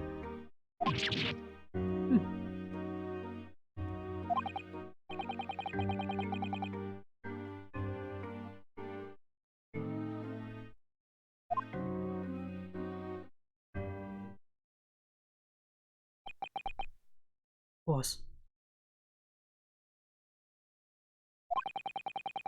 Mr. Lord of the Manor is wondering about the curse on my room as well. You mean Mr. Garadev? Yes. He knows that if people keep dying there, he'll never be able to rent it out again. Well, that's true. I probably wouldn't go near the place. Perhaps. That may explain why the landlord pays so much attention to the guest list in his tenants' movements. You mean because he's worried about their well-being?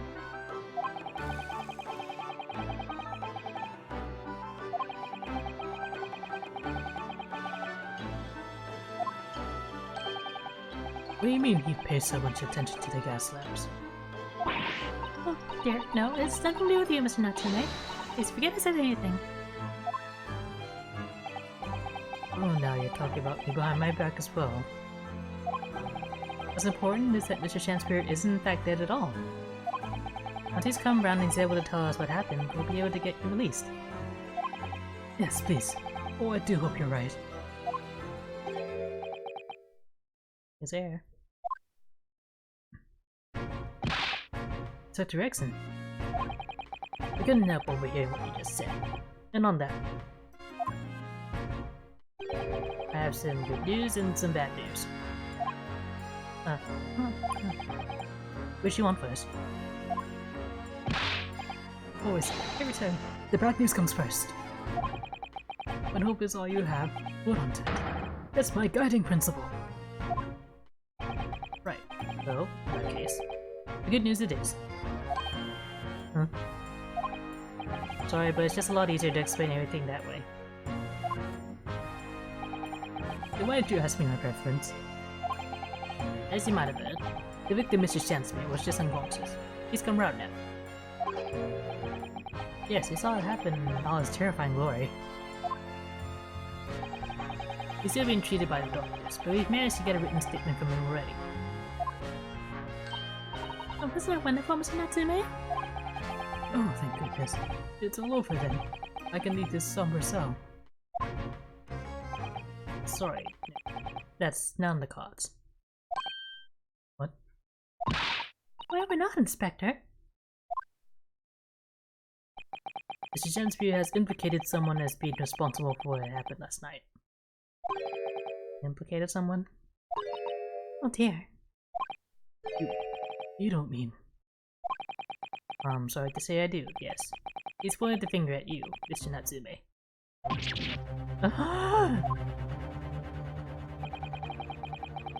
By he poison did he seek it to end my life. And because it came. Seki Natsume. No. So I'm afraid you'll be appearing in court as planned. And we wanted to make the necessary preparations. No! And so, once again, Saseki-san found himself having to take the dock in Yule Bailey. Whether his room was haunted or whether he was just a hairpin lucky, I knew I had no choice. The following day, I would represent him in court, and do my utmost to break the curse that blighted him.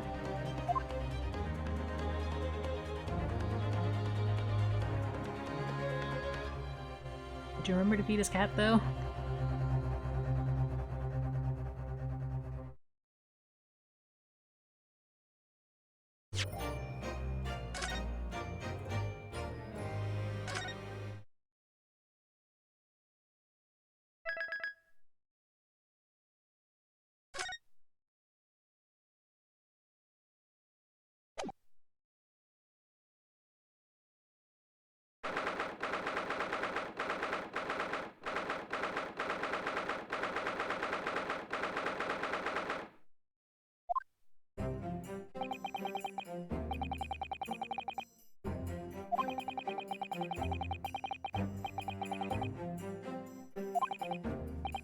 Well, I didn't think I'd be back here so soon.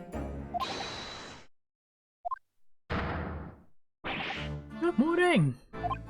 Ah, good morning, Mr. Natsume. It was only 2 days ago that I was declared not guilty here.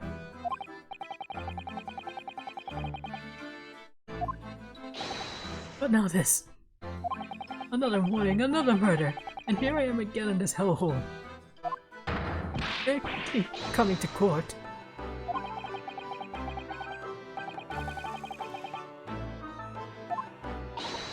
It's Naruto. I'm afraid I have bad news. Oh. Mr. Natsume? Good morning. Yes, morning. So, here we are again. Yes, again.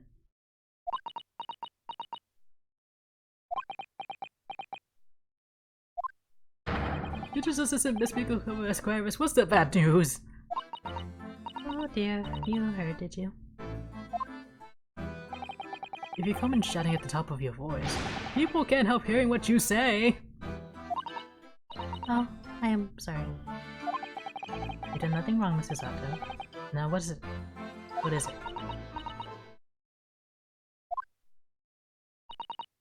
Well, it seems that the prosecution in today's trial is Baron von Zieg's Spirit by Lone Baron Von Zeeks. Van Zeeks? Oh no. Oh no no.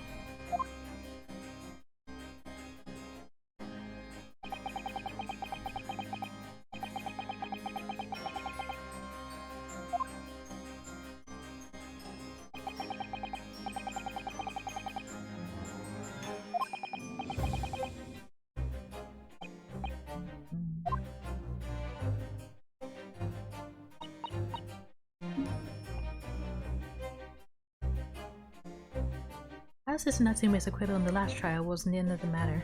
After all. Yes, I know what you're thinking. Legend of the Reaper that says nothing can save a person in the dock when Lord Van Zeeks is the prosecutor. Oh no. That even if that person is found not guilty, the accused will meet a mysterious end one way or another.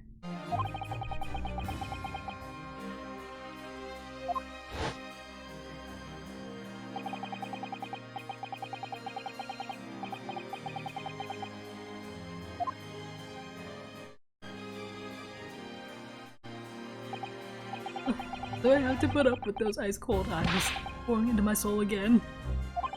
Cursed by evil spirits and now by the Reaper! Pair of petrifying perils potentially. Well, if it's potentially, at least you appear to have hope, Mr. Natsume. Welcome to Mr. Naruto Esquire. Yes? I'm innocent! You have to believe me! You, more than anyone now. Don't worry. I'll be your steadfast ally every step of the way in this battle. I promise.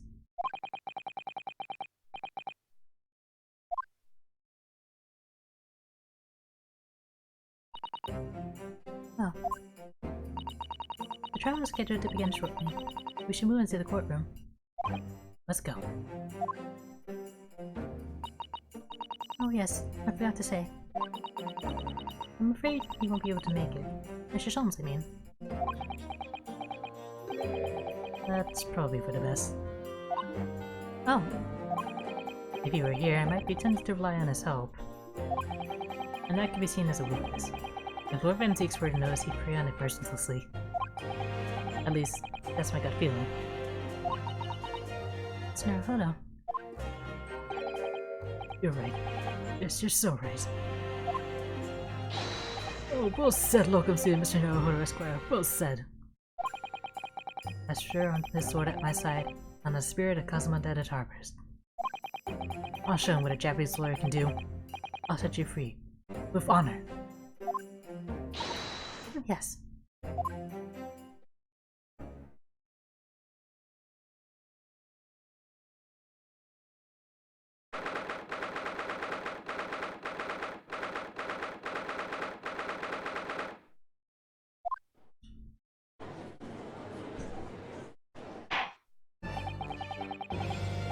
In the name of Her Majesty the Queen, I hereby declare this court to be in session.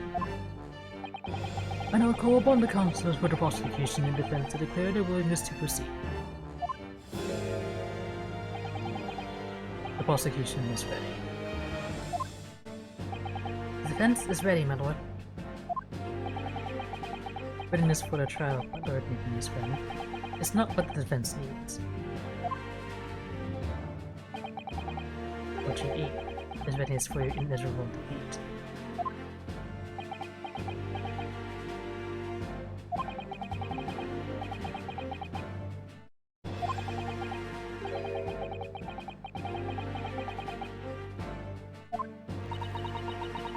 It was some time ago now that he first became known as the Reaper of the Bailey, I believe. These past few years, he hasn't reappeared in court at all. Yet now he's back in the court, though for some reason, only when I'm defending.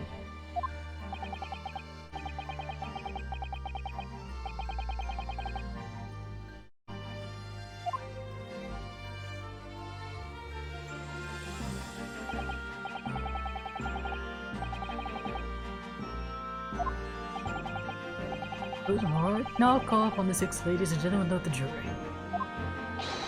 You have been chosen at random to represent the role of the people in this trial. Are you ready to fulfill your duty? Absolutely. I think this Larkin wasn't innocent before. I must say that I feel especially ruthless on days when my hat refuses to sit right. Oh, I really like how you're wearing your hat. I think Ruthless look is very fetching, actually. I need to be somewhere at 10 o'clock. I have a very important meeting. Let's make this quick. I couldn't agree more. Need to take home 5 bob tonight or the missus will go through the roof. Oh, may the Lord show us all the light here and lead us flock to a righteous verdict. The British jury system is so very different to our own, isn't it? Very extraordinary to think that the power of judgment is in the hands of 6 members of the public, and that the judge can only pass sentence when all jurors are in agreement about the defendant's guilt.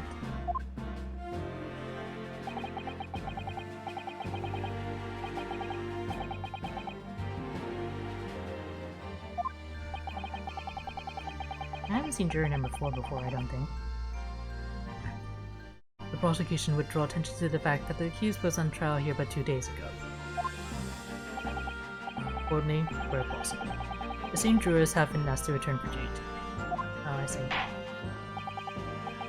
Very well. Let's commence the trial. Lord Van Zeeks, your opening statement, please.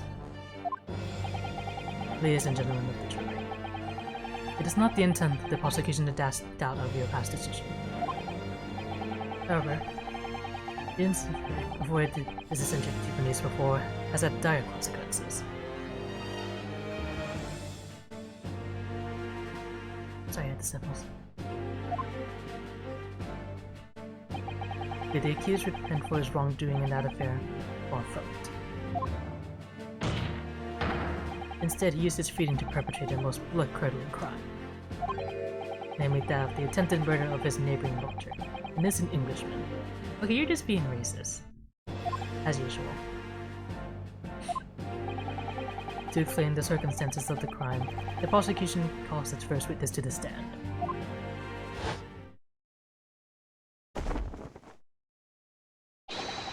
The detective responsible for investigating the scene, and the accused himself.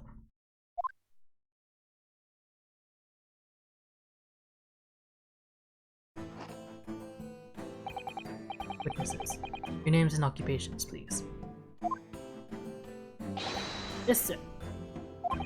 Tobias Gregson, Detective Inspector of Scotland Yard's Homicide Division.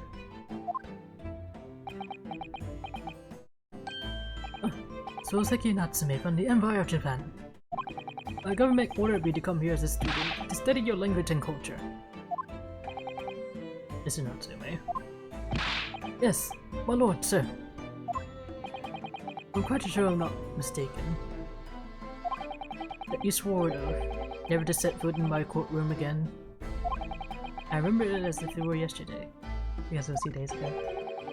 The day before, in fact, my lord. Close enough. Believe me, this is the last place I want to be. Inspector, let's hear from you first. Explain the case for the court. Right, yeah, sir.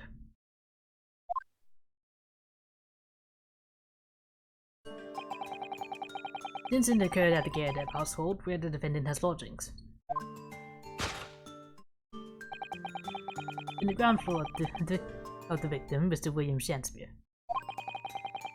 The defendant has already admitted to visiting the victim on the night in question. Mr. Shakespeare collapsed in this room as a result of poisoning by strychnine. He was found the following morning with the landlord, suspecting something was wrong, broke down the door.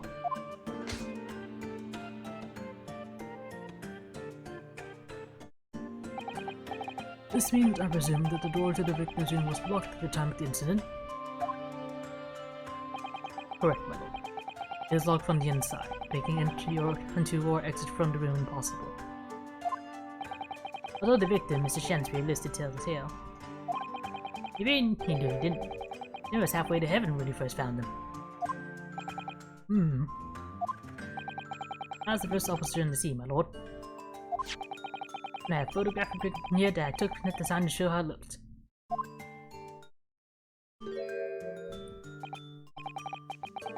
Yes, a chilling scene indeed. The man looks very much deceased. That's right. Everyone present believed that's exactly what he was. Very well. I shall accept this photographic print as evidence for the court.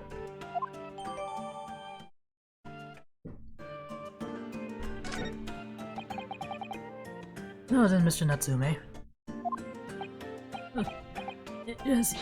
Yes? As a defendant, do you have anything to say at this juncture?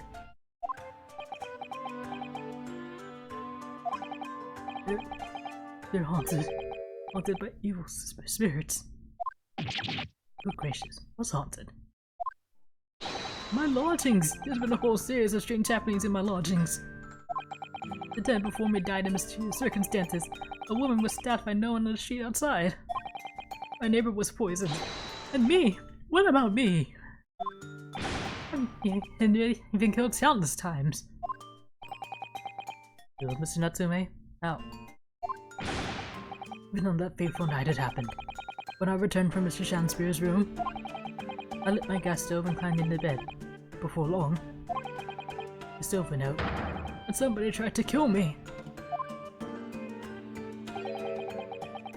You must always extinguish all fires before retiring for the night, Mr. Natsume. It's so cold! My runny nose would freeze.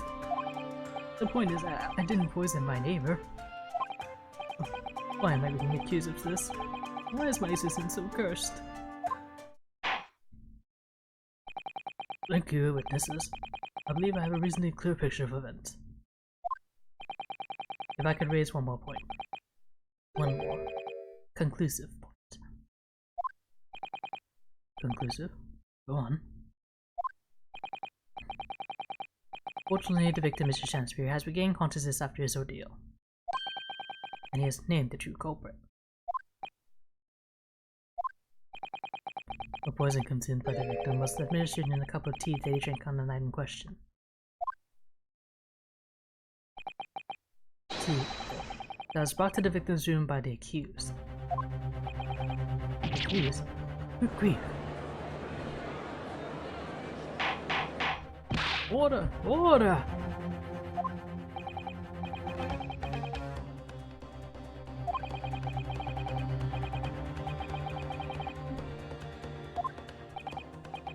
Well, Mr. Natsume, what have you to say to his accusation?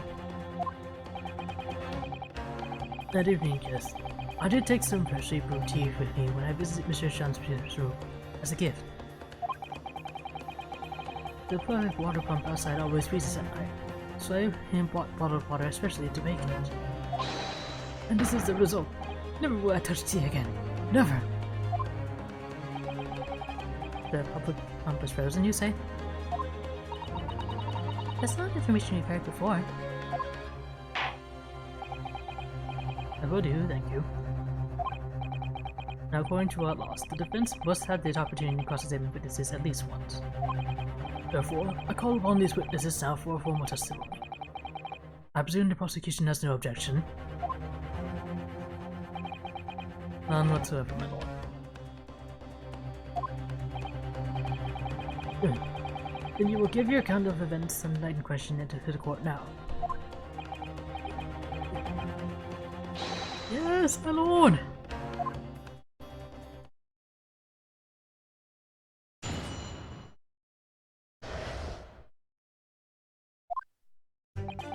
It was around 9 o'clock that evening when I visited my neighbor, and I took some tea with me as a gift. We had a heated literary debate over a nice hot drink, after which I went back to my room around 11. Oh, that tea was completely harmless. He couldn't have locked the door behind me otherwise, could he? It may take some time to have an effect on the body. He would kill immediately after taking it. The victim would have been perfectly able to lock the door after he had slept. The argument still stands.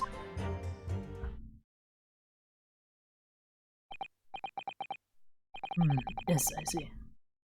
It all seems relatively straightforward. Excuse me, but that testimony does raise one rather crucial point, I think. Mr. Natsume claims his teeth have been harmless. Presumably, though. The teacups has been examined for traces of the poison, haven't they?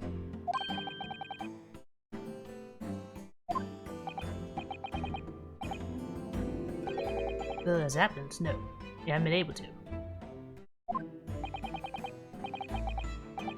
Did I hear you correctly, Inspector?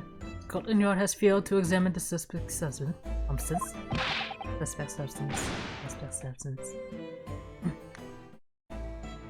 Actually, how could you have overlooked something so important? Isn't that the first thing you should have done? A learned deputy's friend is falsely incensed.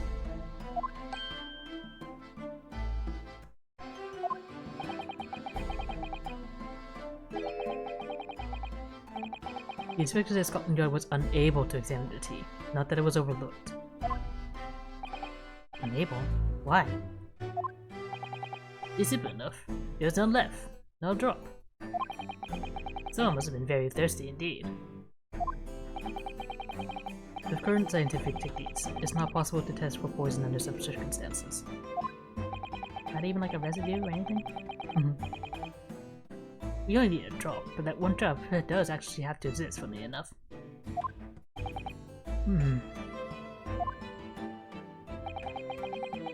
The lack of examination notwithstanding. It appears nothing other than the tea passed the victims of some night in question. Then why was he holding the fork? Thank you. The matter is clear. Rest your eyes over the jury, learned friend. What? You can see it in their faces, I'm sure. The recognition of the accused's guilt. Your client's fate is all but sealed. In mere moments from now, you will lose, and your compatriot will be damned for all eternity.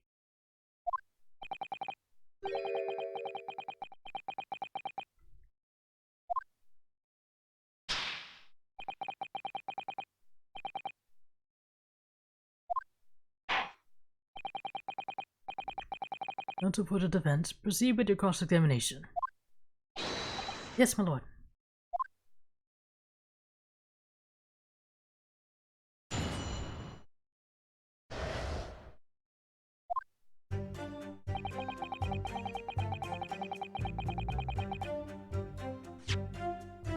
Let me look at this evidence I have.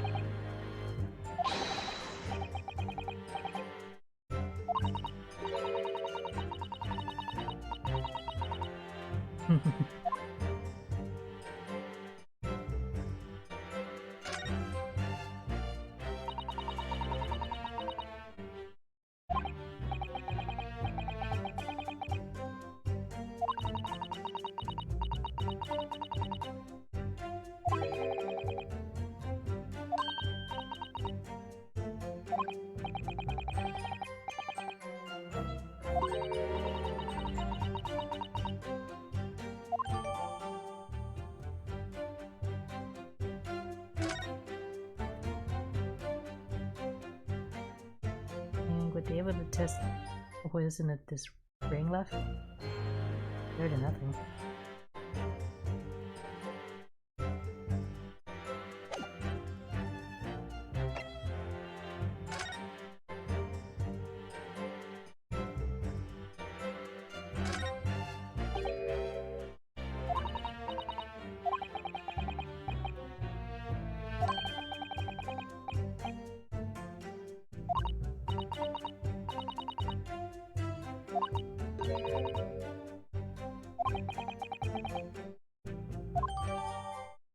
Zoo in wherever pocket you put this bar is open.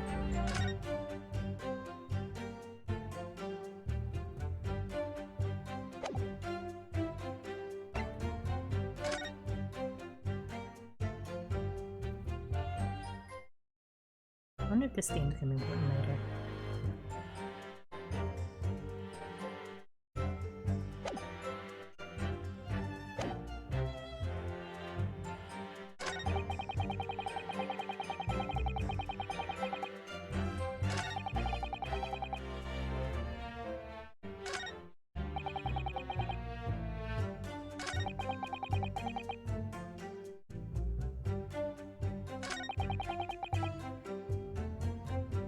Hold it! How long does it take for symptoms to appear then? According to the coroner I was speaking to at the yard, about 30 minutes after the poison is consumed. And the victim suffers from convulsions, cramping, and stiffness, and eventually dies from asphyxiation.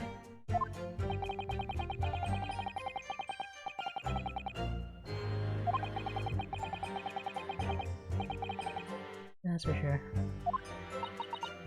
Oh dear, death by poisoning again. It's always so awful. 30 minutes is a long time. Certainly long enough for the victim to have locked the door behind the accused after he left.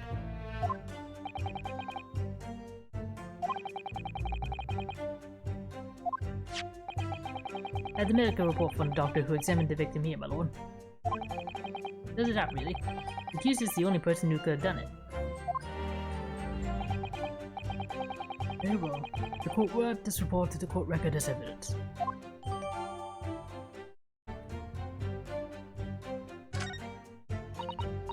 Oh yes, I see here. Delayed onset of systems.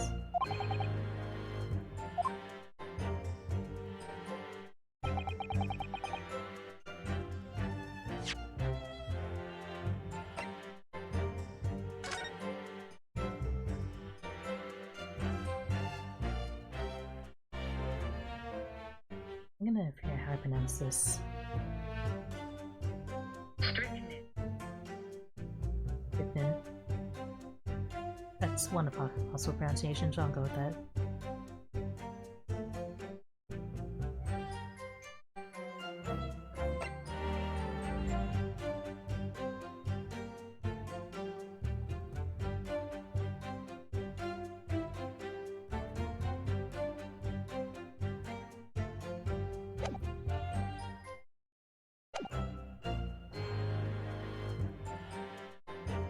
Hold it!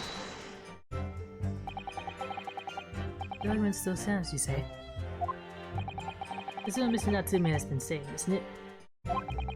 He had him drink tea to get it out night, so if there was poison in it, the victim wouldn't have been able to lock the door after the keys left later on. Exactly. Oh, me and my tea are innocent. Sweet and innocent, I tell you. I'm afraid, sir, that doesn't follow. You see, strychnine is a slow-acting poison. In other words, it takes time for symptoms to appear. So you could have left the room up to 30 minutes after the victim drank the tea. As long as he did that, Mr. Shakespeare could have locked the door after you'd gone.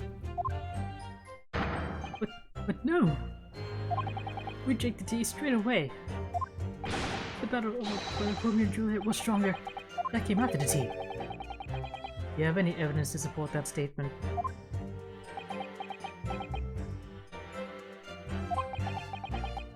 In my great homeland, the Empire of Japan, we have a saying: drink tea while it's hot.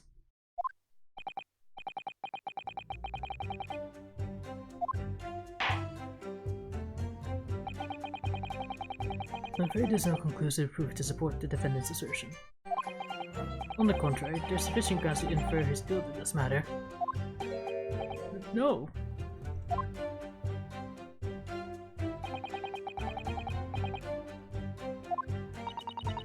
I'd like to voice a personal opinion, Mr. Naruhodo. Of course, go ahead. Do not tell me his arguing for his innocence so adamantly and so persistently. Inspector Gregson just brushes what he says aside. It's really quite infuriating. I agree. So we need to find an inconsistency in what the inspector is saying, I think. I'm afraid so. As things stand, the jurors are sure to find Mr. Natsume guilty.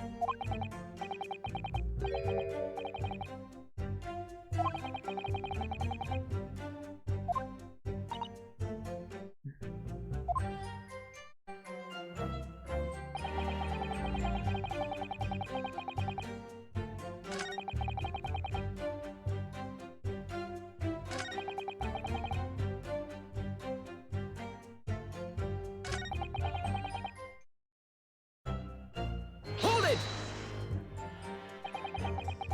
A literary debate about Shakespeare's war works, I think you said, didn't you? Shakespeare? Oh, very worthy topic of conversation, I must say. Oh yes, my lord. Romeo and Juliet, who was stronger? It was a profoundly pleasurable party. Romeo and Juliet? Who was stronger? I know I'm gonna regret asking this, but how did the debate go? Well, we both agree that we reach a conclusion more quickly with the reenactment.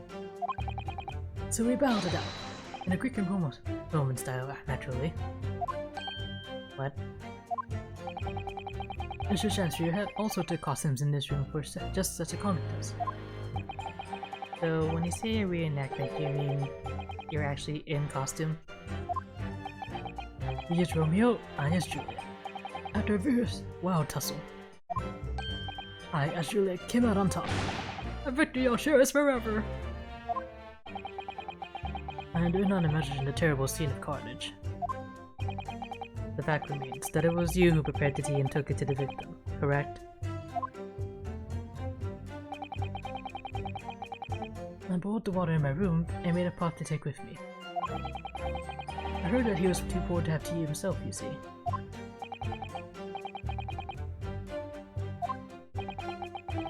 I wanted to do something nice, to be friendly. So why is everyone looking at me with such suspicion? My tea was harmless, of course it was! And do you have any basis for that statement, witness?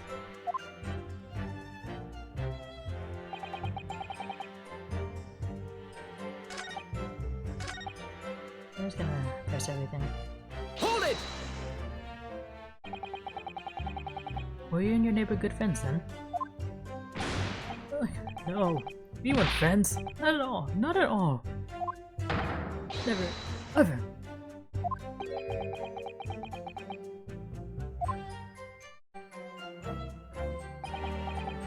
Then, why did you decide to pay him a visit?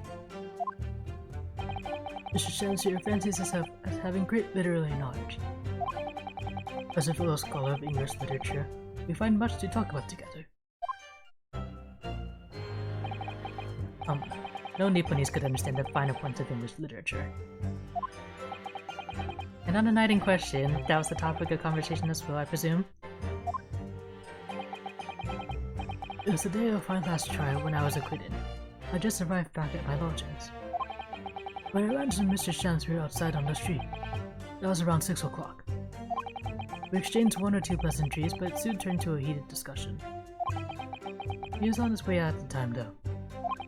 So I promised to visit his room that evening at 9 to continue our debate. But did I have ill intentions? No! Not one, not two, not any, none at all! Never, ever. Guess that will now will suffice, I feel. Then tell the court what didn't happen when you visit the victim's room.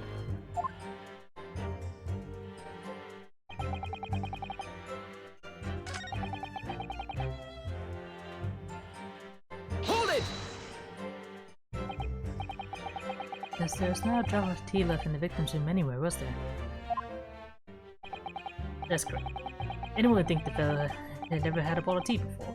He must have licked it dry. Which is a pity, because one drop is all we would need to analyze it for poison.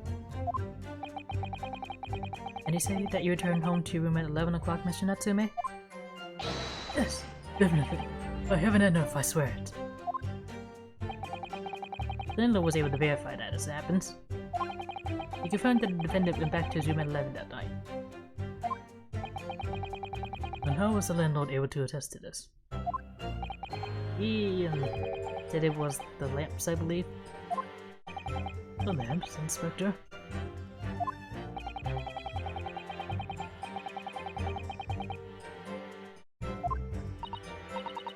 Yes, there's a guard that seems to pay a lot of attention to the comings and goings of his tenants. There's only one key to Mr. Shakespeare's room. I know that for certain. So he must have locked the door himself, from inside his room. The victim has confirmed that to be the case, yes. So I'm right. My tea was harmless. Completely harmless. If you take poison, you die. Everyone knows that.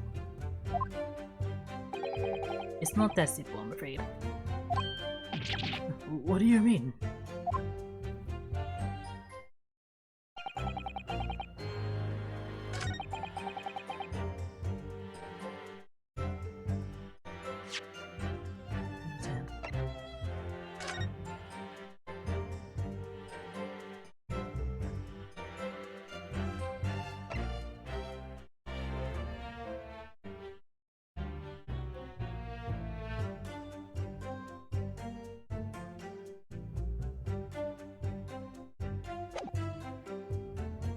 Okay, definitely have to present this report somewhere.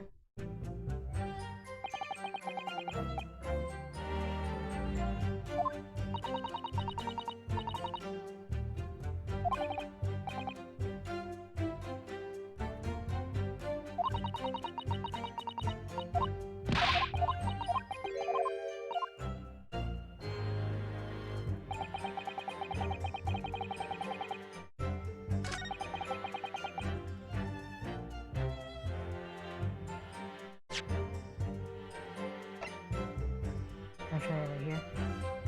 Objection! Mr. Natsume, you say it was 11 PM when you left to return to your room, correct? Yes. And Inspector Gregson? And we rely on the information in the medical report unconditionally? Of course we can. There's no problem with that report, Sunshine. Actually, I think there's a very big problem. Because there's a chronological inconsistency between it and the defendant's testimony. What? What are you on about? According to this report, the victim must have consumed the poison at around 1:30 in the morning. And yet, the defendant, Mr. Natsume, left the victim's room at 11. Yes, that's right. There's more than 2 hours of missing time there.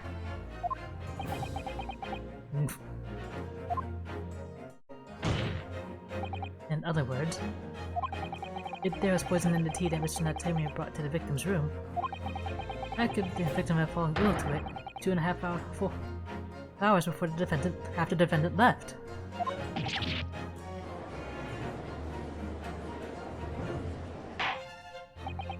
The defendant's argument is entirely reasonable. How do you respond, Lord Vetseeks?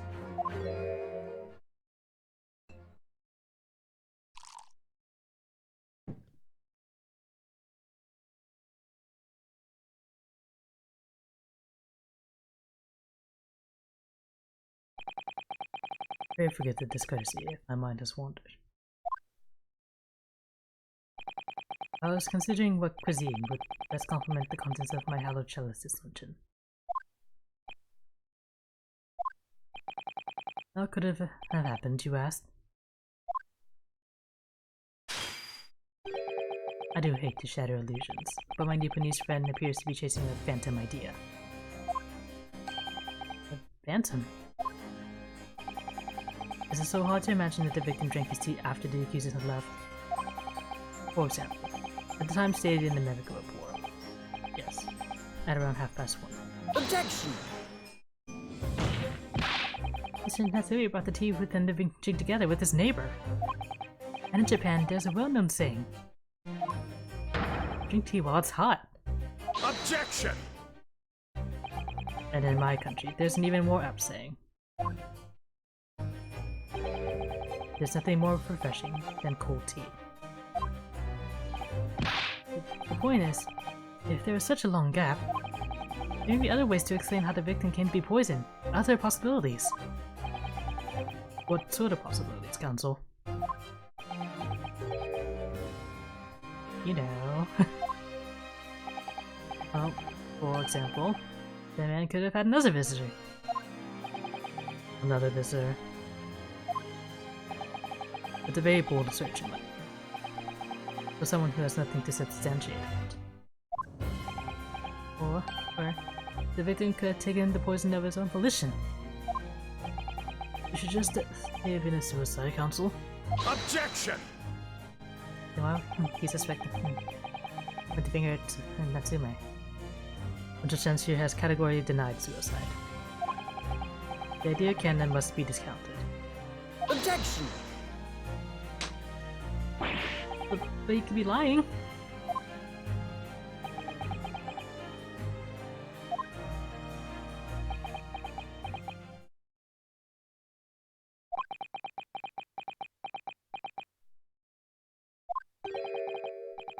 There's something wrong, Lord Van-Six.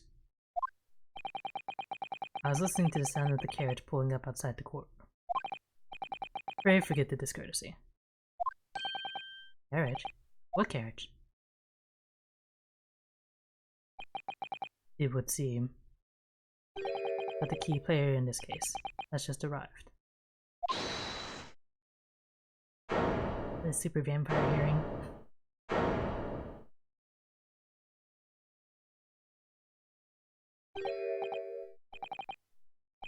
Oh, he's here. A poor player that struts and frets his hour upon the stage and then is heard no more.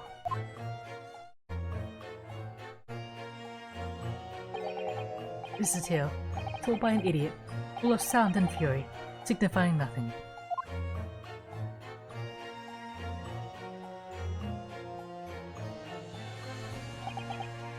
Who, sir, are you? William Shakespeare, my lord. Alas, 'twas I, undone by these bitter events. I am the victim. Huh? What's he doing here?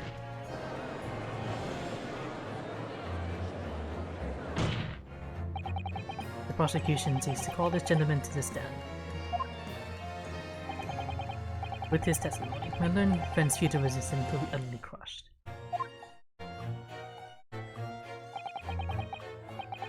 You're calling him as a witness?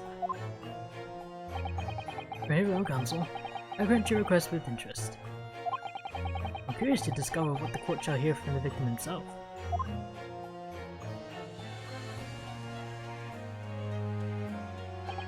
Happy am I, sham spirit, to regale thee with my tale of woe, my lord. What? I still have my own tale to tell. My own tale of worse woe. I can regale the quote with the tale of my perfect innocence in perfect English. I will do, Mr. Natsume. But the court now hear from the victim.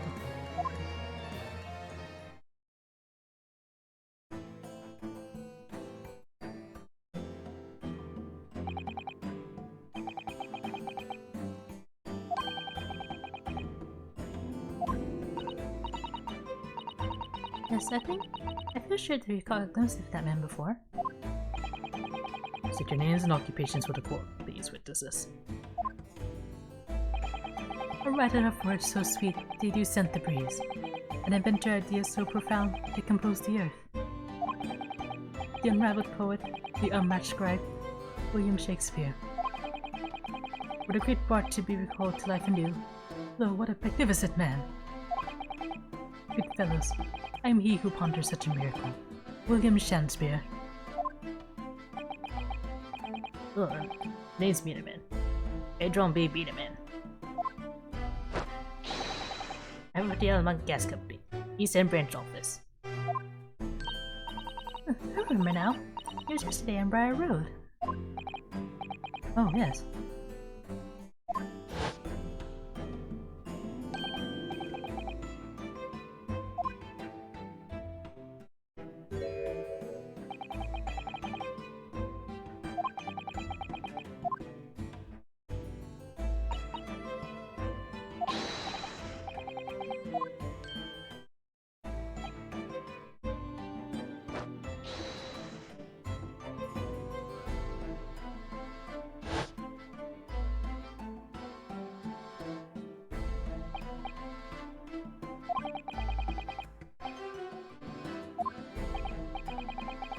So, Mr. William Shakespeare, you're the victim in this miserable affair, correct?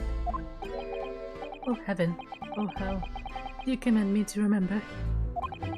That sweet poison that discrossed me and crossed my innocent lips. I'd subpoenaed him for the trial, with his doctor's permission, naturally. Being the testimony of Digley will remove any room for doubt from the jurors' minds, I'm sure. Behold, you have only to rearrange the letters of my name to see that he is a seraph, an angel indeed. Thus be I noble of mind, sweet of nature, and verily honest of heart, as all heavenly angels be.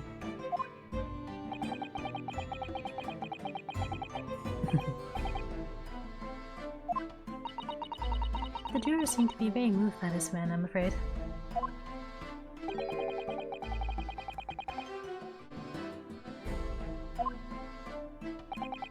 Thank you, witnesses, for your illuminating introductions. But my lord, what's the man next to Mr. Shansbury doing here? The gasman, I mean. What? He? Well now. Allow me to enlighten my learned friend. You recall, I presume, your earlier impertinence? When you suggested that the victim had another visitor to his room on the night in question. Ammo. That the victim is a compulsive liar. What? No, I didn't quite say that. This young chinsugar is to controvert your wild claims conclusively. Is that not so, Mr. Meaner Man? Hang on, no. I'm just here. Here I call for your formal testimonies. You'll tell the court as lucidly as possible what happened on the night in question. One may smile and be a villain. Yes, it doth pain me, but let the truth be spoken. The truth of that wintry night of my discontent.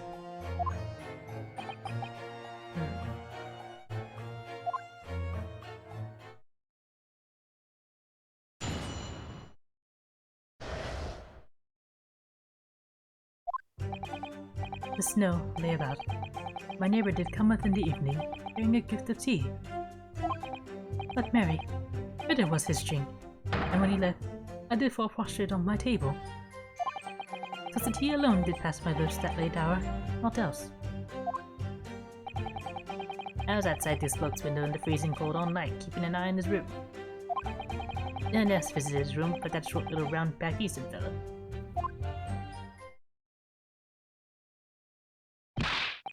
Wait, what did you say? You were keeping an eye on Mr. Shansbury's room all night? That's right. Well, the bloke's window is all but blocked up, isn't it? But there's a little gap in the bricks where you can see into the room. So I spent the night trying to keep my teeth from chattering as I peered in through that. The question is, sir, why? Ah! Well now, that's because he's on my list. What a piece of work is a man. Wherefore wouldst thou not stare in wonderment? What are you talking about? This buzzing busybody hath no part in this play. I pray thee, pay him no heed. Make no more ado about his tedious words. What you say about me? Calm yourself. This court is concerned with what happened on the night in question. Nothing more. Indeed, that is so. And as the testimony we have just heard clearly reveals, there was no one other than the accused present at the time who could have carried out this crime.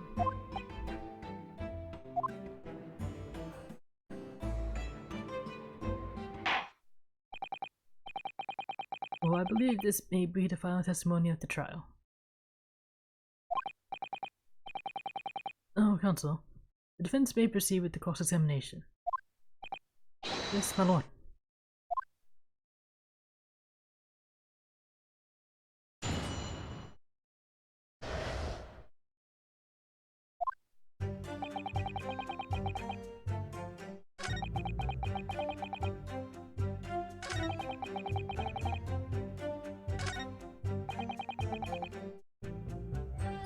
Yeah, this is very suspicious.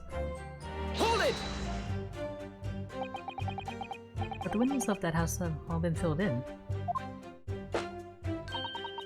The store corner has another bunk window tax, yes, the window tax. Hey, right there. All bricked up horribly. But as it happens, there's a little part of the brickwork at the bottom corner that's been opened up. I was looking in through that gap. Yes, there were a few bricks loose, weren't there?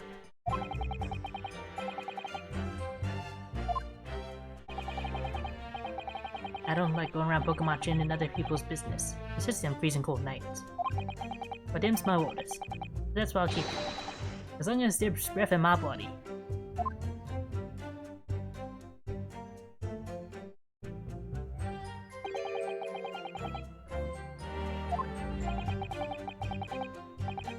None of interest, Mr. Meterman. After the accused had left and returned to his own lodgings, did you see the victim leave the room at all? No, he never left.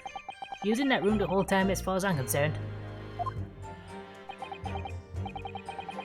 And you can therefore discount the possibility of suicide. How can you be sure of that?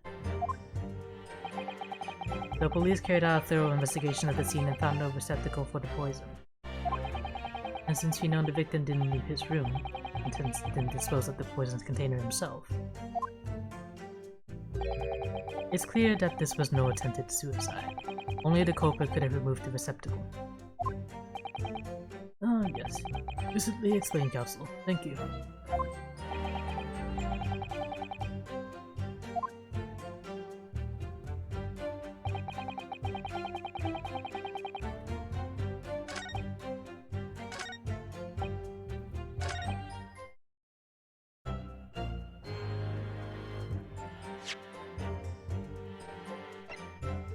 Oh wow, you weren't even poisoned yet. Objection!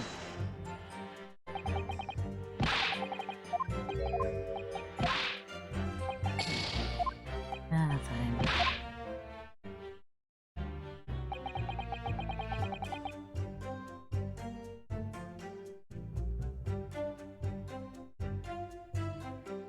Hold it! Let me stop you there. You should not tell me you left your room at 11 o'clock, but it wasn't until after 2 that the poison made you collapse. That amounts to more than 3 hours of missing time.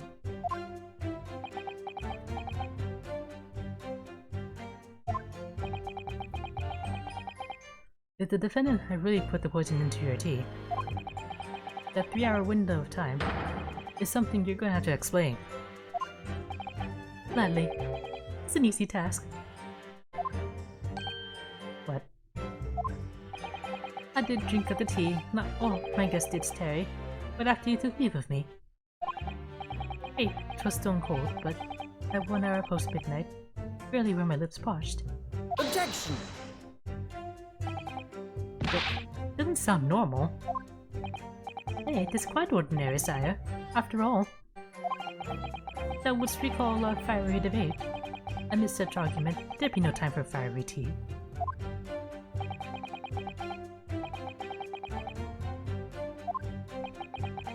Mr. Shansbury, in summary, allow me to confirm. Did you not come here with the intention of naming your attacker? But of course, my liege. Just a stupid little clever words did attempt to shuffle me off this mortal coil.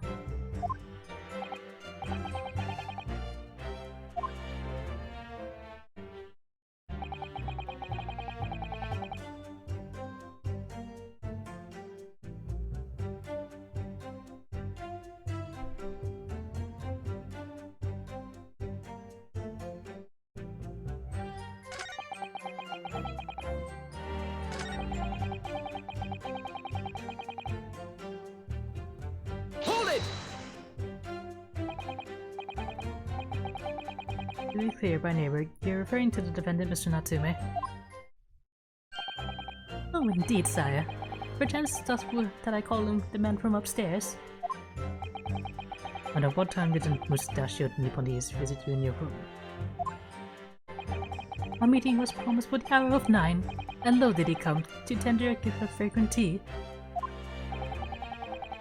Details which are in accordance with the defendant's own testimony, yes. And we were bored in such a literary debate as history hath not seen before. By which I presume he means a discussion about who was the stronger, Romeo or Juliet? I, Shakespeare, did play the part of young Romeo, whilst my neighbor played the fair Juliet. Each of us dressed as would our characters be, to bring weight upon our merry experiments. I did not imagine the scene. Fancy. My name is Woman. And thou canst imagine how dismayed I was. Yes, I had heard of the Eastern art of Jiu-Jitsu, but never did I dream 'twould be a skill practiced by the comely maiden.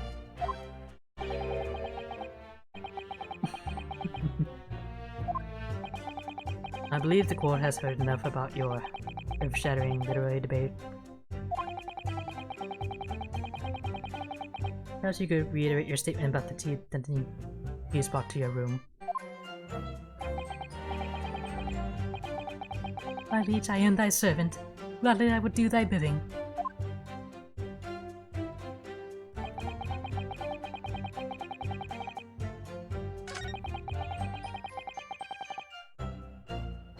Hold it! So you didn't have any kind of evening meal? Dinner? Supper? Ah, I on luxury. I on gluttony. To eat thrice daily is but a waste of time. Sorry? I would that my belly were full. No more off than the sun doth rise. Well, most heroic eating habits, I must say. Night and day do I fill my hours with the study of the great bard and playwright. Hence is it that there doth not be me than the costings of mine art.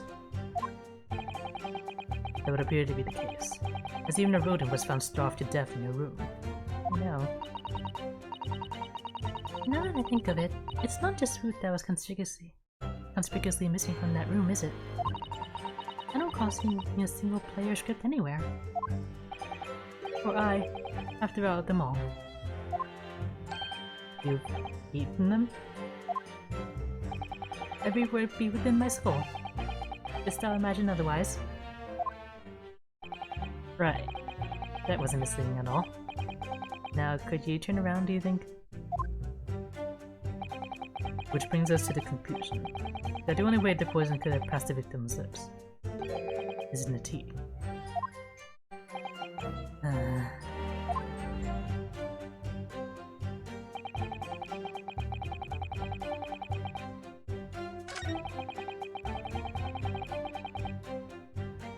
Hold it!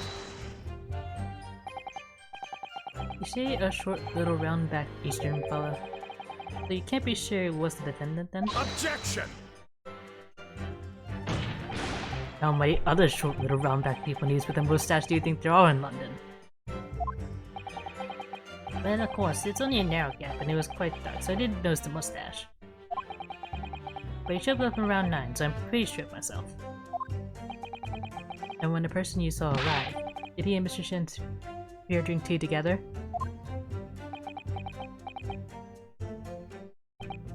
Nah, sorry. I couldn't say. Why not? Because I couldn't see into the room all that well, could I? What I did see was the silhouette of that little roundback fella wearing a pretty dress. And the pair of them started some kind of wrestling match. I tell you, I didn't know what to make of it.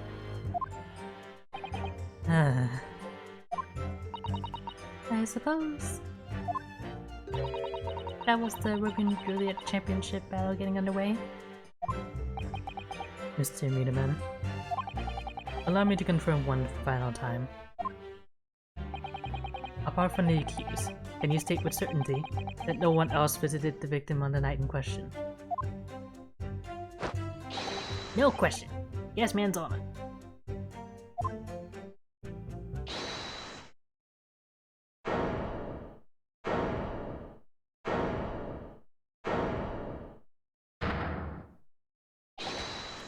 My lord! Goodness me. Yes, Mr. Foreman. I've kept my mouth shut and listened up to now. This has gone on long enough. Are you all with me? Yes. Are we to understand that you ladies and gentlemen of the jury are in agreement with one another? That you reach a unanimous decision? Too right we have. Are you all with me? Wait, no. The defense is in the middle of a cross-examination. To be honest, I was holding out a bit of hope for you, young man. Especially after you identified those few hours that followed the accused leaving the victim's room. Yes, I think you're missing hours, as you put it. But in the end, what difference do they make? None as far as I can see. And since that's now apparent, there's really no reason to delay our decision any longer. Like I was saying before, if I don't take 5 ball from me tonight, the missus will blow it up. What's that? Sorry, I didn't quite catch what you said. Very well. Let the court be apprised of your decisions. Ladies and gentlemen of the jury, you will state your leanings as to the defendant's culpability. Guilty! Guilty. Guilty. Guilty. Guilty. Guilty.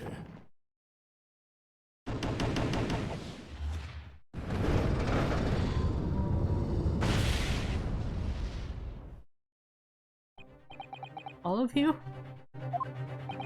Commission examination time. It will appear that the jury is indeed unanimous.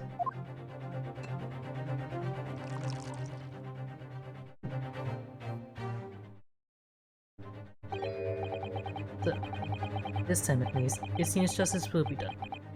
All's well that ends well, as they say. This calls for a toast, I feel. To the guilty being punished.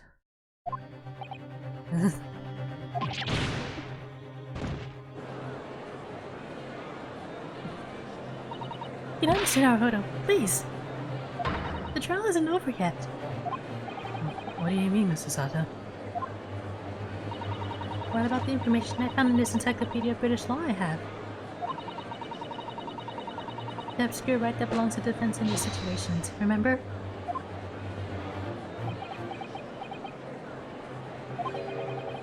A summation examination. Yes, that's right. We don't have a jury in Japanese courts, of course. But you're in a British court of law. If we can reverse the decision of the majority of the jurors, we can force the trial to continue.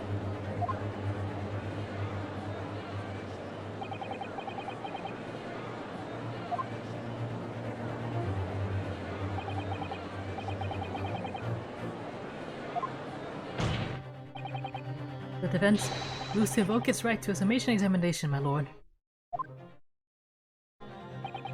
Why am I not surprised at my learned Japanese friend's inability to admit defeat? You choose to cling desperately to some archaic rule you barely comprehend instead of accepting the truth. Certainly no other defense counsel in recent times has exercised the right to a summation examination, because they all know that once the jury's mind is set, it cannot be altered. Nevertheless, the right remains and must be upheld. The defense counsel's request is granted. This court will proceed with a summation examination, as outlined in the Encyclopedia of British Law. Thank you, my lord. Are you and your fellows prepared, Mr. Foreman? Leave here, my lord. We know all about this young lad's tenacity. And we're ready for it. Very well. In that case, ladies and gentlemen of the jury, I hereby call upon each of you to state the grounds upon which you find the defendant guilty of the crime for which he stands accused.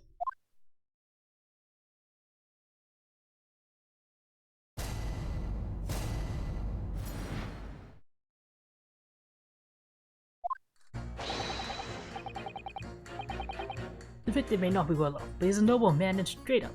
There's no reason to doubt the man.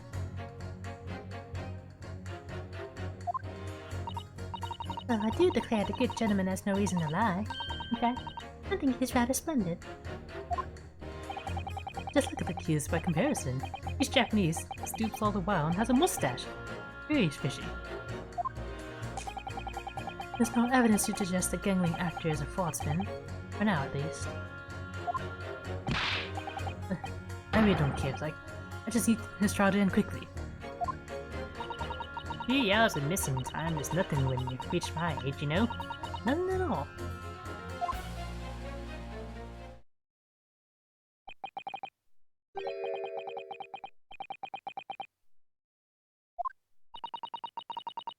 It seems that all the jurors have come to the conclusion that Mr. Shakespeare is a fine, upstanding, and honest citizen.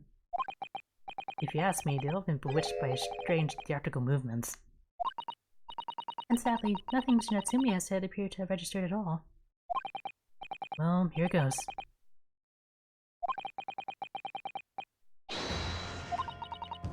Before we begin, it might be an idea for me to remind you exactly how summation examination works, Mr. Naruhodo.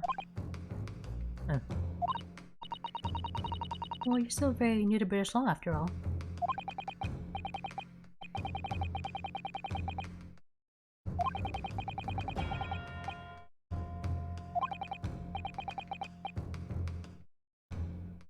No, Susato, I got it. Thank you for the kind offer, Mrs. Sato. But I've been through plenty of these summation examinations already now. I think it's important that we don't delay the start any longer than necessary. Of course, I understand. I'm quite sure you're right. If you're confused by anything at any point, you can turn to me for advice whenever you like. I'll be here for you.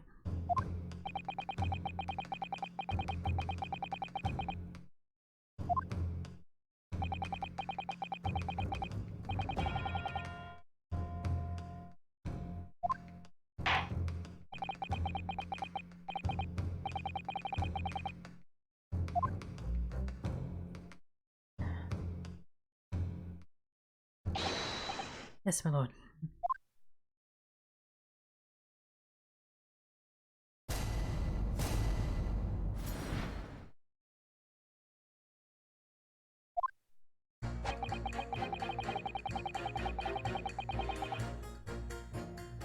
You really think he's noble? Hold it!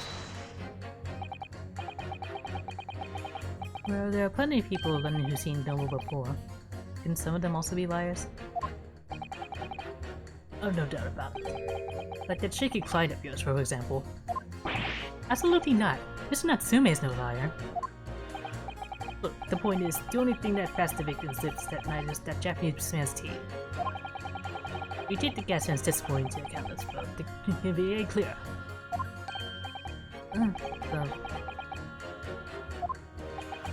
But let me be frank here. I'm a gentleman, with a gentleman's values. It turns out that the old Shakespearean chum is a rotten liar after all. I gladly changed my decision about the defendant. And I'm sure my fellow gentlemen on the jury would do the same. Isn't that right? Well, yes, perhaps. But I don't see it happening. What's that? Elderly gentleman here, you know. You have to speak up. Like, I really don't care about all this nonsense. I just need this trial to be over.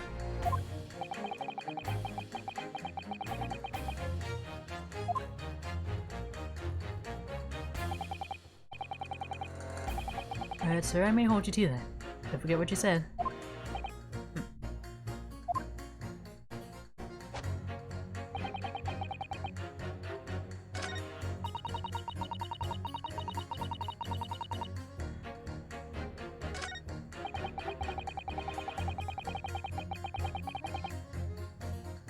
Okay, I need a word with you.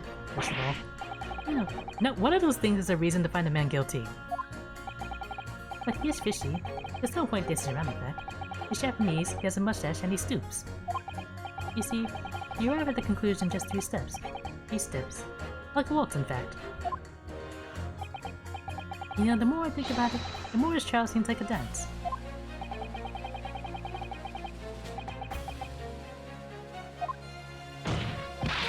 No, there's nothing but circumstantial evidence here. There's no actual proof of the defendant's guilt. The victim's version of events is backed up by what the big chin man next to him says, isn't it? 1. He saw the Japanese man there. 2. He saw no one else. And 3. He saw the Japanese man there. Oh, that's another 3 steps. All this really does seem more like a waltz, doesn't it?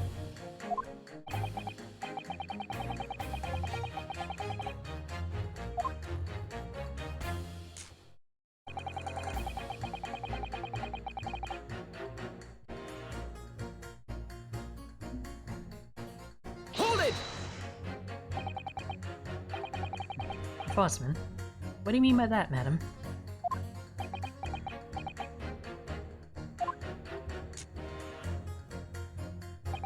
It really is the most tiresome problem for the company. Most irritating. You can be absolutely certain that a customer is stealing from us, without hard evidence. You can't even threaten to take action for fear of being sued. I'm sorry, you lost me a little there. Who are you? I'm the wife of Augustus Altamont, owner of the Altamont Gas Company. Good gracious. Ultimate gas, you say? Gas is the future of energy in this country and around the globe, but proper handling is essential. As I'm sure our employee from the East End branch office will be the first to agree.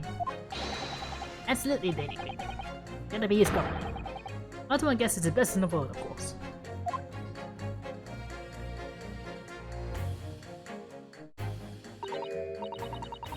I think we may have solved the mystery of the file from earlier, Mr. Naruhodo.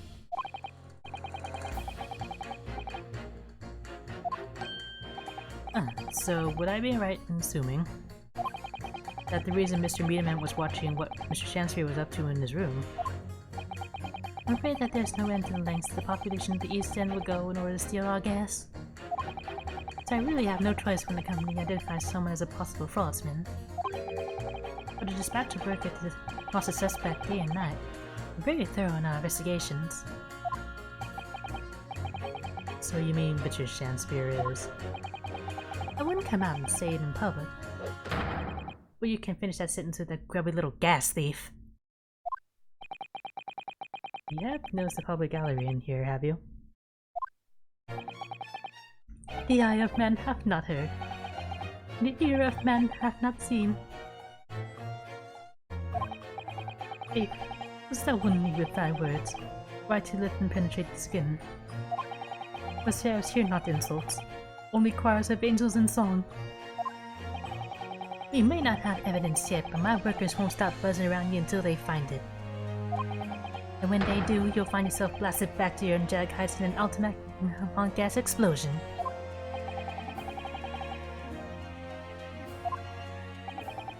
I wonder, Juror number 4, if you wouldn't mind adding that information to your statement. My pleasure. Was it a bit about ripping that thief apart you enjoyed? A little before that part, but no, after violence if it's not too much trouble. Yes, of course.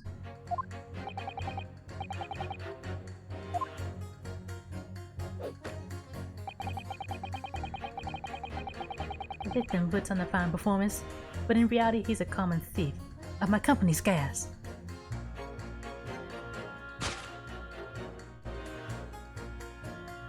Hear what you said. Objection!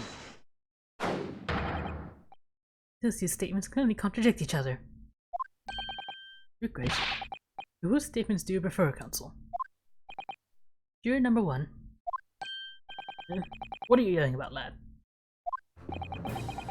I presume you've heard juror number 4's statement, made by the wife of the owner of Altamont Gas. Well, yes. The victim, who you claim to be a noble, straight-up man, in fact, turns out to be a common thief. What the good lady says, but there's no evidence, is there? You and I both heard them say it as such. It's true, we don't have evidence as such. Just yet. Those opinions aren't baseless, you know. What? You heard me. Genius's operation has already been compromised. I would suggest that the court hears testimony from our East End branch office employee over there. I do whatever you say, my lady. Yes, men's honor.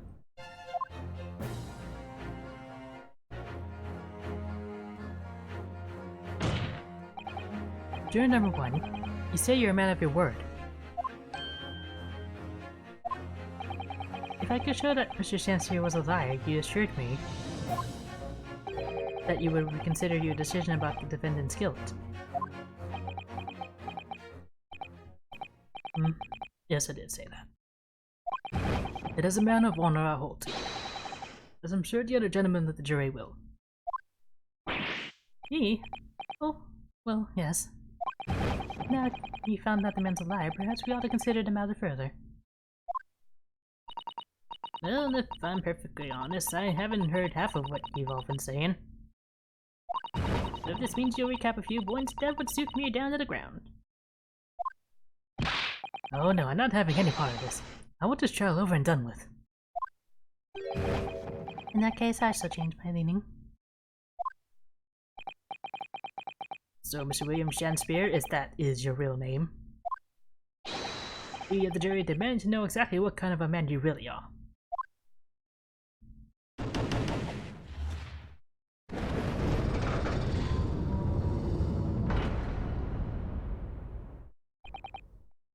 That's 4 jurors. 4 for not guilty. This is Naruto. Victory!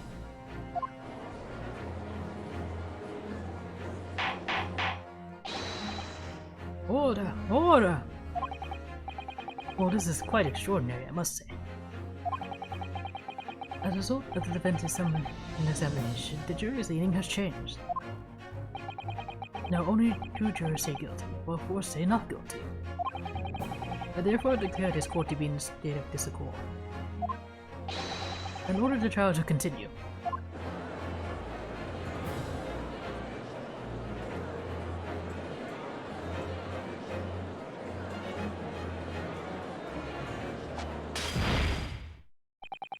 yes, spoiled the bouquet, Mr. Shakespeare.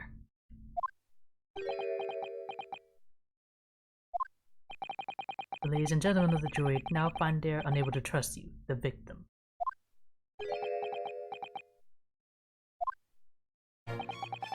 What you gods forgive us. Some folks to make us men. So God mend me. I do swear.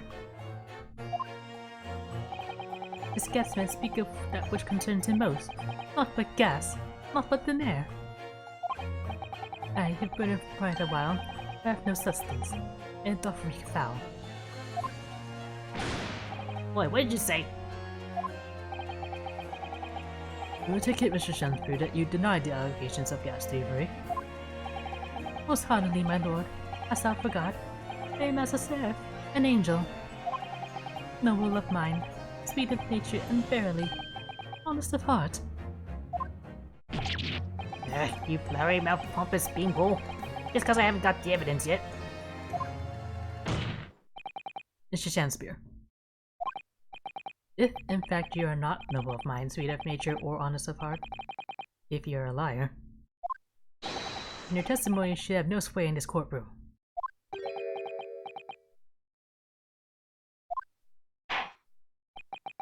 It is my considered opinion that at the present time, no other possible culprit of this crime has been identified.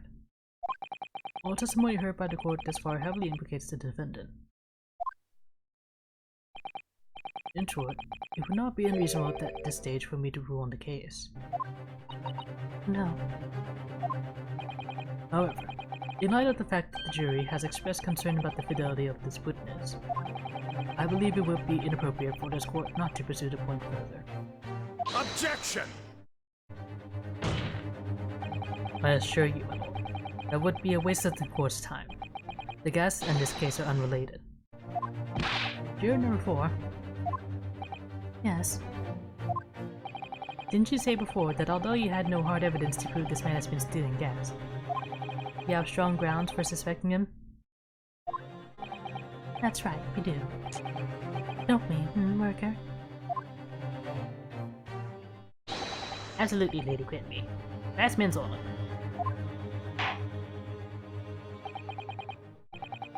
Very well then. We will hear your testimony now. You will tell the court precisely why you believe the victim, Mr. William Shakespeare, has been stealing gas.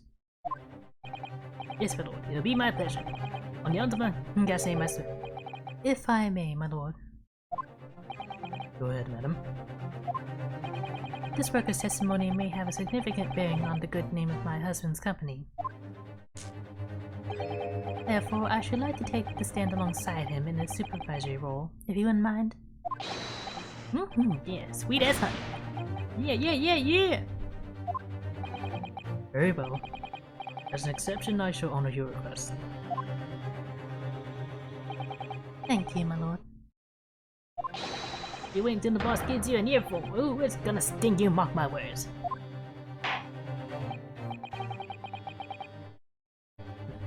So, you have both testified before the court. On the subject of the illegal consumption of the Ultima Gas Company's fuel. Yes. Is that clear, my good man?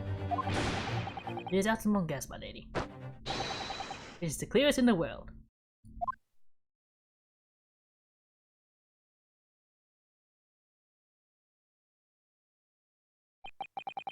Do you think the gas has gone to his head, Mr. Sato? I think the man is just a very dedicated employee, Mr. Naruhodo.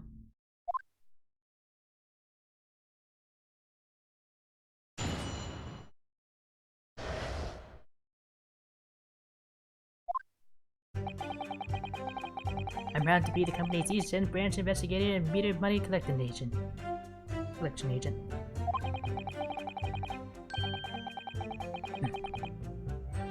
That's one gas meter set for penny bits. Each coin giving customers about 2 hours of gorgeous gas. And yet the meter in Mr. Shakespeare's room didn't have a single coin in it. The meter doesn't appear to have been tampered with, though, and the collection agent has the only key. Somehow he's using all the flaming gas he wants without paying a penny. That's not even what is.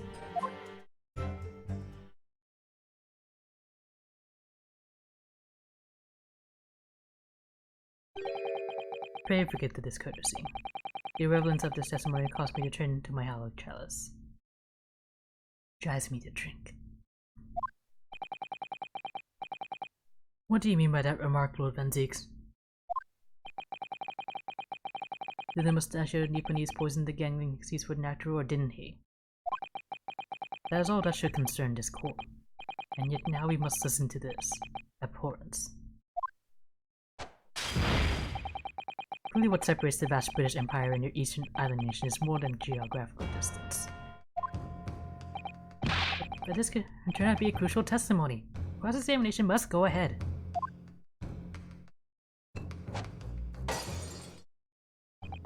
Do what you will. Lord Van Zeeks appears to be in a violent mood. Yes, he does.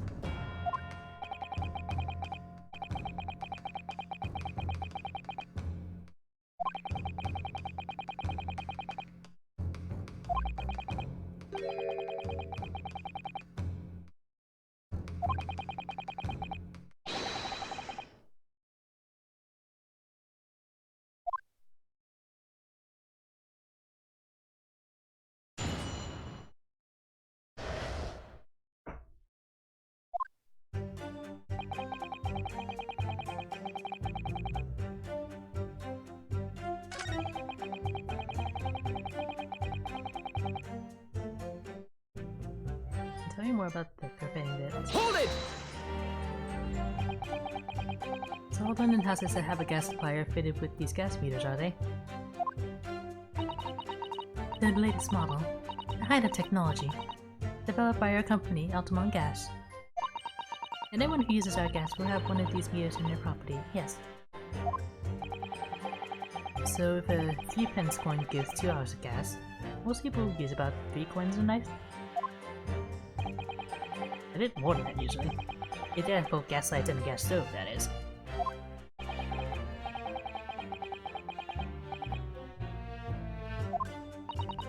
Some people still choose to use candle, of course, and we have gas for heating. Ah yes, I do remember seeing candles in Mr. Natsume's room actually. And how does the money in the meter get back to you at the gas company? Every 2 days, guestmen like me visit properties under gas supply and empty the meters of coins. I must say, the design and manufacture of the new meter cost an awful lot of money. But happily, it did put a stop to people not paying their dues, for the most part. Because they have to pay in advance again. Yes, exactly right.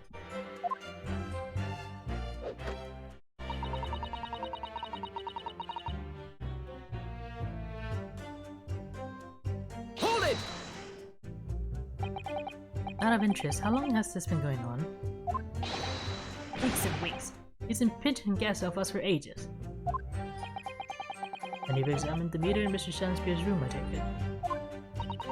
Naturally, we took it off the wall and went over it with a fine-tooth comb. And found nothing suspicious at all, I presume. No, I'm afraid we didn't. Which is exactly why I demanded a new type of meter to be produced. One with an indestructible lock. Shakespeare special.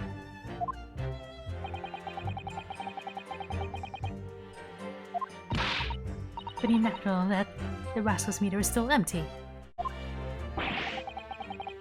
I'll never forget the humiliation.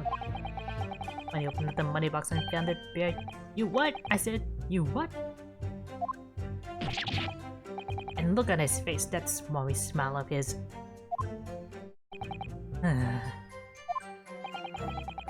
I pulled the meter straight off the wall and took it back to the office. But you know what? Nothing.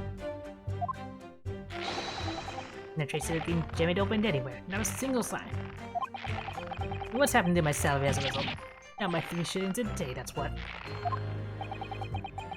A life-threatening situation in a number of ways.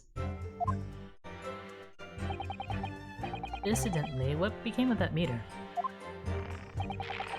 Nothing became of it, I still got it. Oh. Right here. No wonder they call you Meter Man.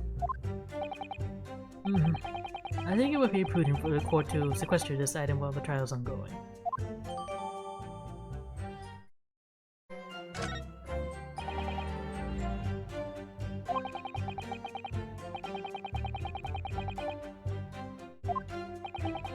Let's move this along, shall we? Continue with your testimony. I would say it has as much value as the contents of that meter. Oof.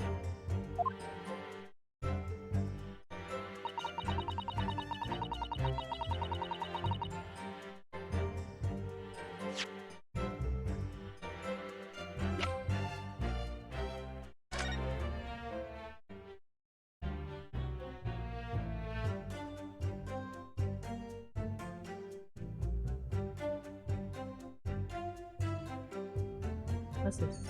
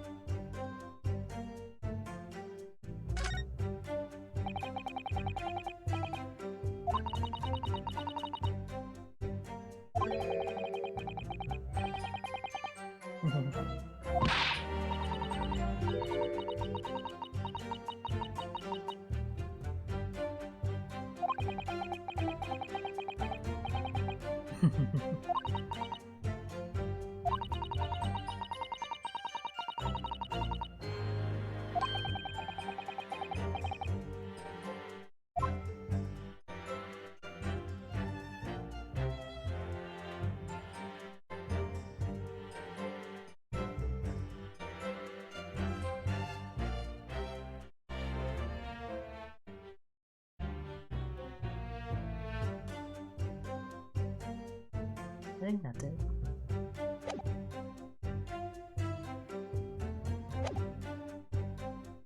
So technically it has been tampered with. Objection! Lady Altamont, I'm afraid to say that this meteor clearly does show signs of having been tampered with. What? Yeah, right. I've been over and over that thing. So yeah, there's nothing wrong with it. In that case,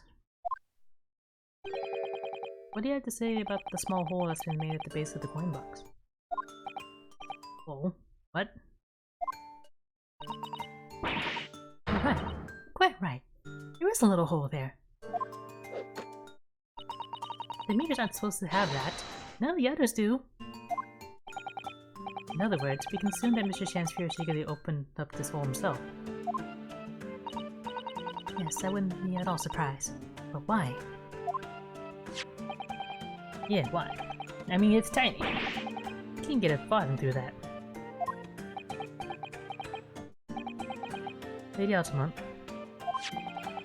I wonder if you could give the court some more details about your meter design. What sort of details? No, what I specifically like to know is... Yeah, that seems important.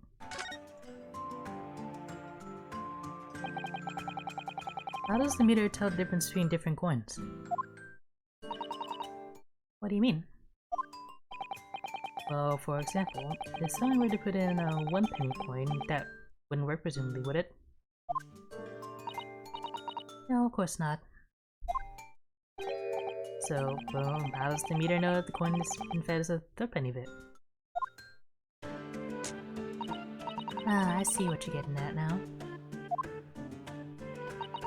The meter tells coins apart by their shape and size, which includes their thickness. A 3rd penny bit is about 3/4 of an inch in diameter, you see.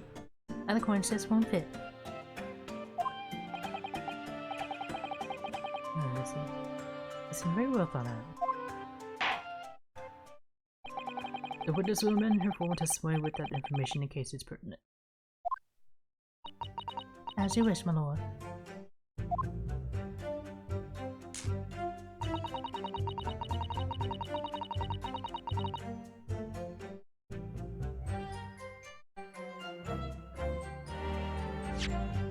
Yeah, I think it's about time to make my prediction.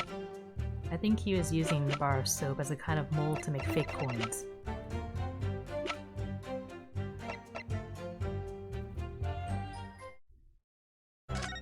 If only it's something to use for reference.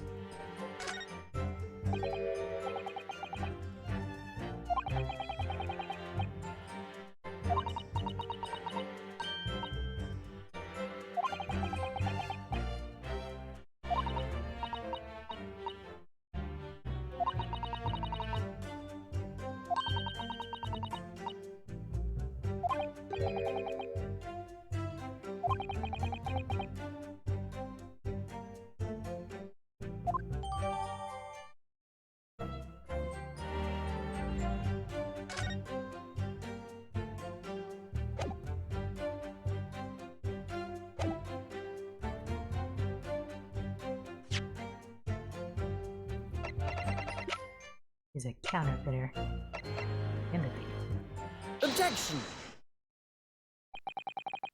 Let me just confirm something here. If the diameter and thickness were to be correct, the meter would accept any object as if it were a 3rd penny bit. Is that correct? Yes, that is correct. Well, by something of a coincidence, while we were investigating Mr. Shanspeare's room, Found a particular item that matches the dimensions perfectly. Nothing to say aside from the funny bit. Was it? The main question is this. Huh? Have you been inhaling gas? That's a bar soap. It certainly looks nothing like a threatening bit, I must say.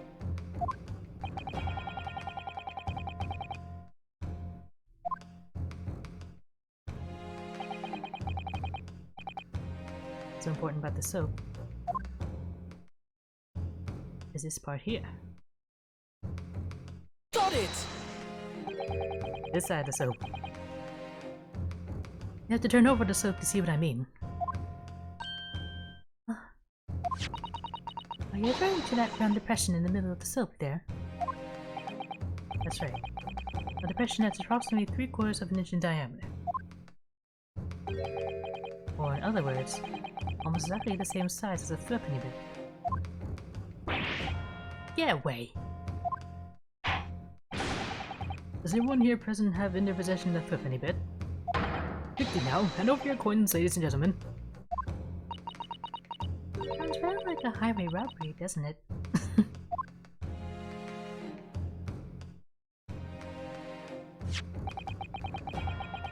Thanks to a kind member of the public in the gallery, I have here a threepenny bit.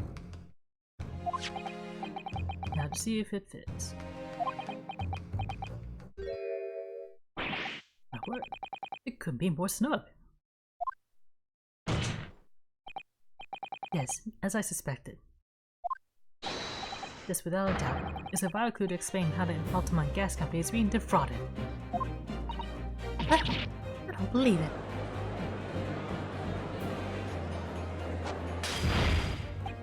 So, your search amounts to what?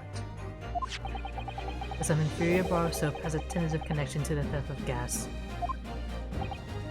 Yes. The depression in the soap was clearly made by a threepenny bit. I must concur, yes, that pushing a coin with some force into more quality bar soap such as this is a remarkably simple way of replicating the coin's shape. And then you could use, well, some melted wax or something to pour into the mold. You can make fake coins in no time.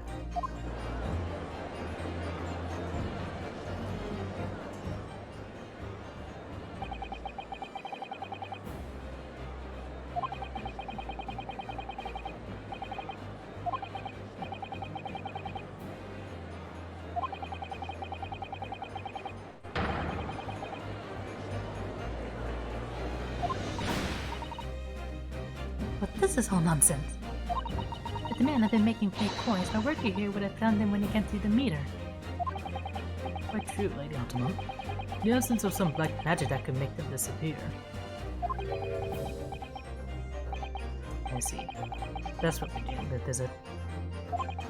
There is one form of black magic that could cause the fake coins to disappear into thin air, yes. Exactly. And the meteor here gives it away. What on earth?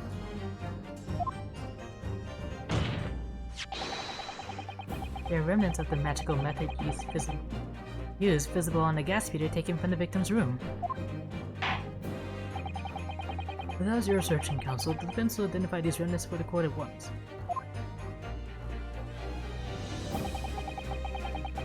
Where on the meter can the remnants of the method used to make the fake coins disappear be seen?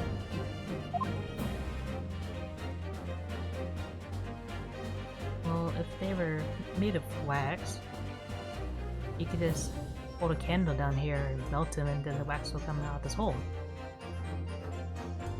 Presumably. Got it! You found this bar of soap at the scene of the crime, just outside the victim's window. Outside? Yes, outside, where you yourself, Mr. Beatman, were loitering in the freezing winter air. That's where you found this soap. I get it. That's right. The answer, of course, is ice. You say ice. Which essentially has him leaving soaps like this outside his window each evening filled with water. wouldn't the water dissolve the soap? I guess since it's so cold it'll just freeze. Anyway. After a night outside in the bitter cold, the water is completely frozen solid the next morning. Then he takes his fake coins of ice and feeds them into the gas meter, giving him light and warmth in spades. As his room becomes very comfortably warm, the ice now inside the meter, his coin box, melts, turning back into water, and draining harmlessly away through the small hole made in the underside of the meter. That is how, without leaving any evidence of his wrongdoing, this man has just doing Altamont gas.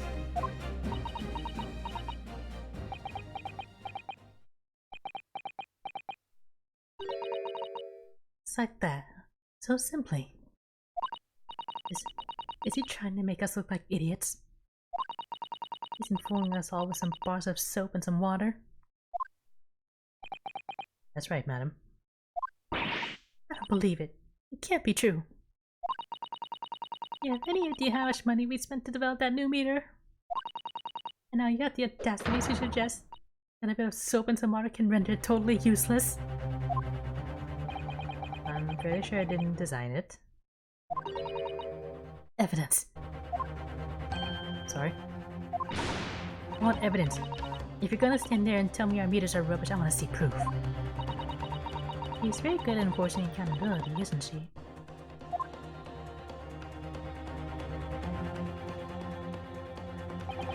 Very well, Lady Altamont.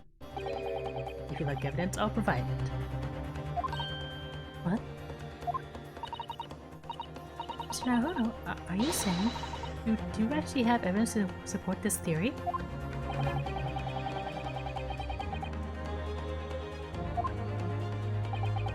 Oh, now I remember. It's that stain on the floor, isn't it? This is evidence that this fancy theory about how Mr. Shakespeare has been stealing gas is.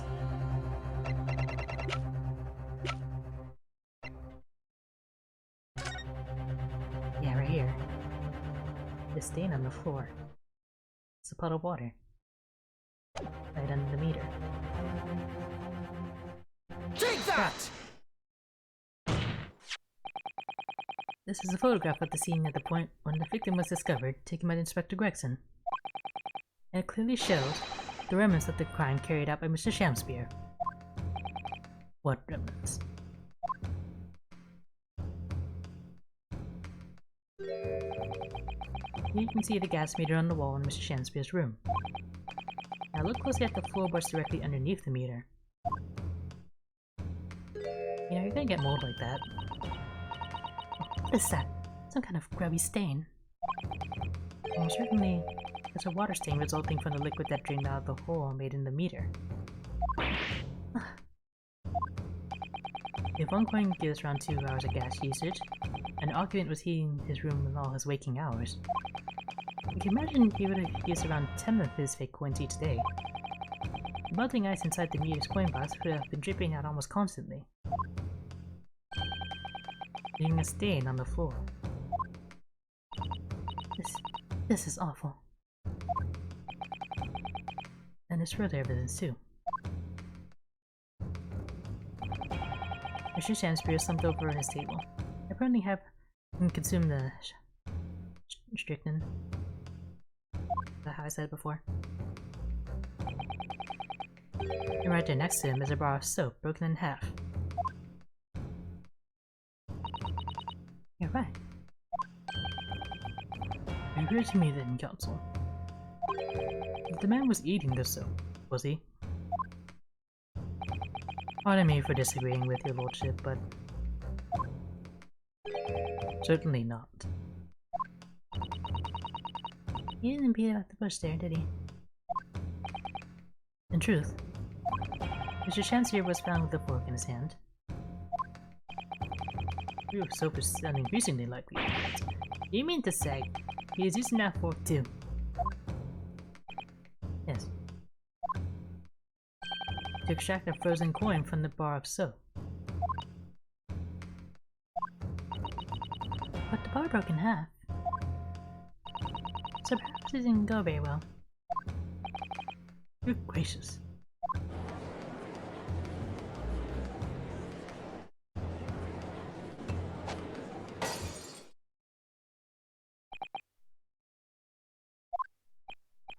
Oh, if it aches.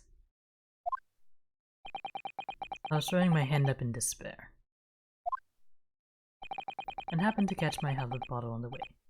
Pray forgive my maladroit mistake. What is the meaning of this, Council? Allow me to pose my learned friend a question.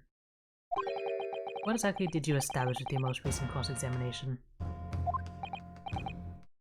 Well, the Chancellor is a liar. Mr. Chancellor is a liar and a thief. In other words, that testimony is unreliable. That's it. That's exactly it. Very well. Let's assume the man is a liar. Allow me to pose another question. What possible difference does that make? Well, maybe that suicide can be discounted. Following John's investigation, we had no sign of another vessel that contained poison. And on the night in question, there were no visitors to the room except the accused. Young Gaston's testimony, which she had no reason to doubt, has confirmed that. Furthermore, the only possible way the poison could have entered the victim's body is via the tea. The court has seen no evidence whatsoever that suggests otherwise. Even if William Shakespeare is the liar you claim him to be. These facts have been objectively established. There's no escaping it.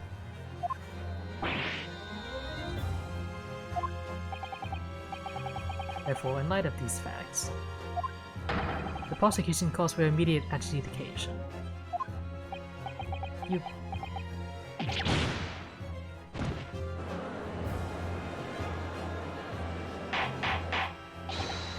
Order! Order! Your Counsel, how does the defense respond? Mr. Naruto.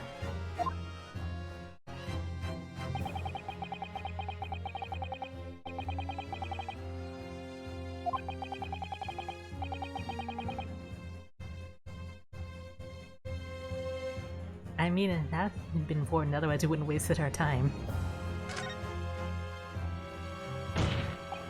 No, this isn't over. The defense will not rest.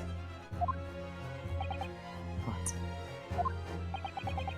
Well, Counsel, you successfully explained everything. You identified and substantiated the unscrupulous method employed by Mr. Shansbury to consume gas. What more is there to discuss? Well, Francis just highlighted 3 facts in order to make his point. But contrary to what you have the court believe, not all of them have been objectively established at all. What are you trying to say, my Japanese friend? At least one of those so-called facts is an assumption due to a lack of evidence. But the situation has changed now. Following the cross-examination of the latest witnesses to take the stand. Don't be upset. What is this nonsense?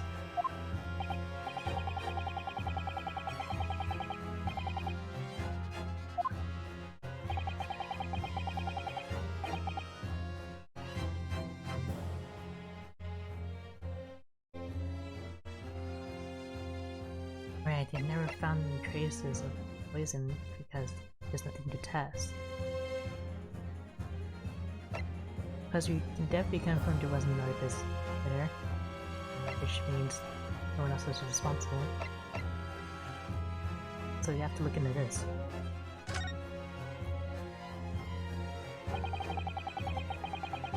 We all been led to believe that this strychnine poison that afflicted Mr. Shanspeare was in the tea brought to him by Mr. Natsume. That's conjecture at best. Objection! The victim has testified that nothing else past his lips then. There is no other possibility. And since there is no trace of the tea left at the scene, it couldn't be tested for traces of the poison. Objection! As I said, the situation has changed. Because in fact, Sir Mr. Hatsume's tea was left at the scene. And a particular piece of evidence proves it. Objection! A ludicrous claim. Scotland Yard detectives investigated the scene exhaustively. What evidence are you suggesting they missed? Defenses may have war claim indeed. Very well, Counsel. Present your proof. What evidence and seen in the crime can tell us about the nature of the defendant's teeth?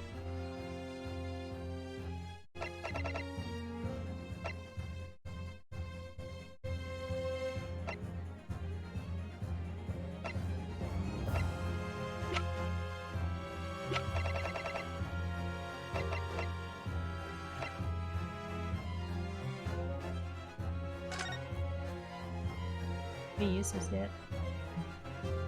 The ring of tea right there.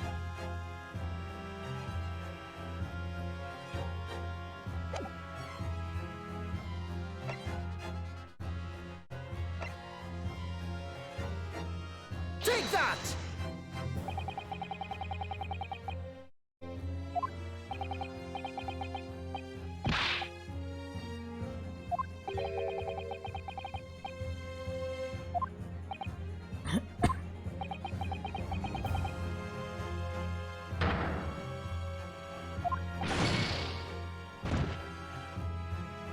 And the teen stain's right there.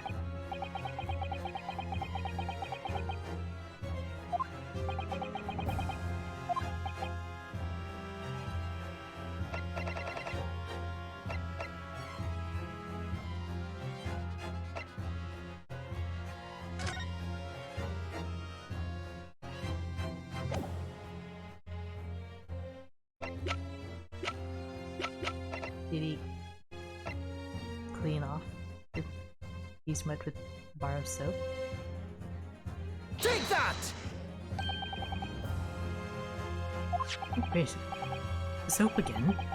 The same bar the victim used to fashion his coins of ice. Yes, that's right, my lord. It just came back to me. Something about when you first found this bar of soap at the scene yesterday.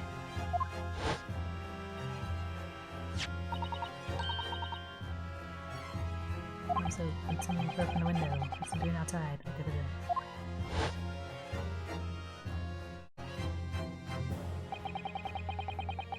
I'm quite certain that when we originally stumbled upon these bars of soap, there was actually a frozen coin in each bar. So we discovered the ghastliest coin fact. Fascinating. In a way, yes, but there's more. The coins we found in the soap at the time weren't normal ice. There's something strange about them, you mean? Yeah, that's right, they were red. Exactly. Something very obviously strange. They were red. The ice was red? No. You mean... That's right. It's obvious to me now. The fake coins in the soap were made from frozen tea!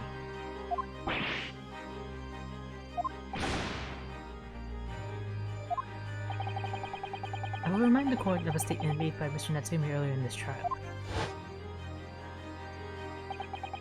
Good evening, yes. I did take some freshly brewed tea with me when I visited Mr. Shamsi's room as a gift. The public water pump outside always freezes at night, so I bought bottled water especially to make it. Yes, of course.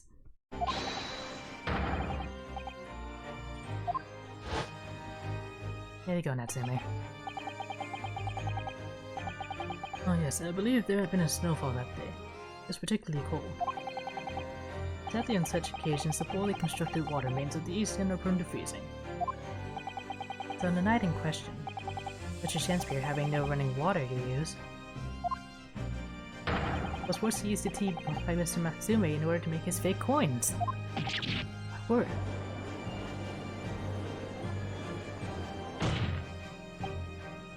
There are 2 bars of soap on the window ledge when my judicial assistant and I investigated the scene. That's right. And we only borrowed one of them. Which means that even as we speak, some of the defendant's tea is still present at the scene of the crime. Frozen solid in the bar of soap, outside Mr. Shakespeare's window. Extraordinary! Earlier today, Inspector Gregson informed the court that if even one drop of tea remains, Scotland Yard would be able to analyze it for poison. As such, we are now in a position to prove or disprove what has, until now, been mere conjecture. By finding out for sure whether or not Mr. Natsume's tea actually contains strychnine at all. Ah, you smoky Nipponese. My lord, we cannot do to defend the injustice of passing judgment now. The police should be dispatched to recover the remaining bar of soap from the scene at once. And the defense requests a thorough analysis of the frozen tea embedded in it, to determine whether or not it contains any poison.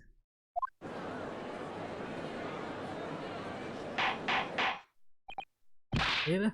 Bailiff! Instruct the police to attend the scene at once. Yes, my lord. Understood.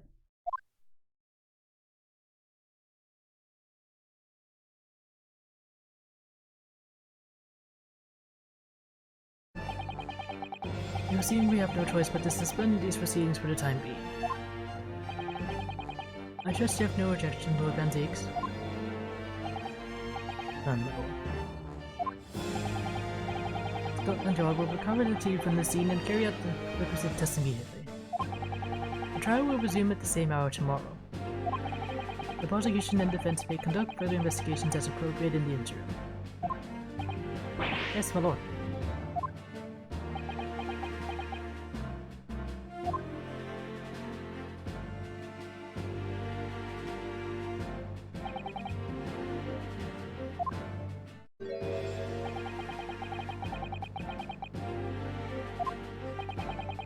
Thank you, Councilors.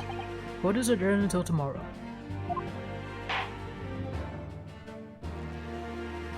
Thank goodness.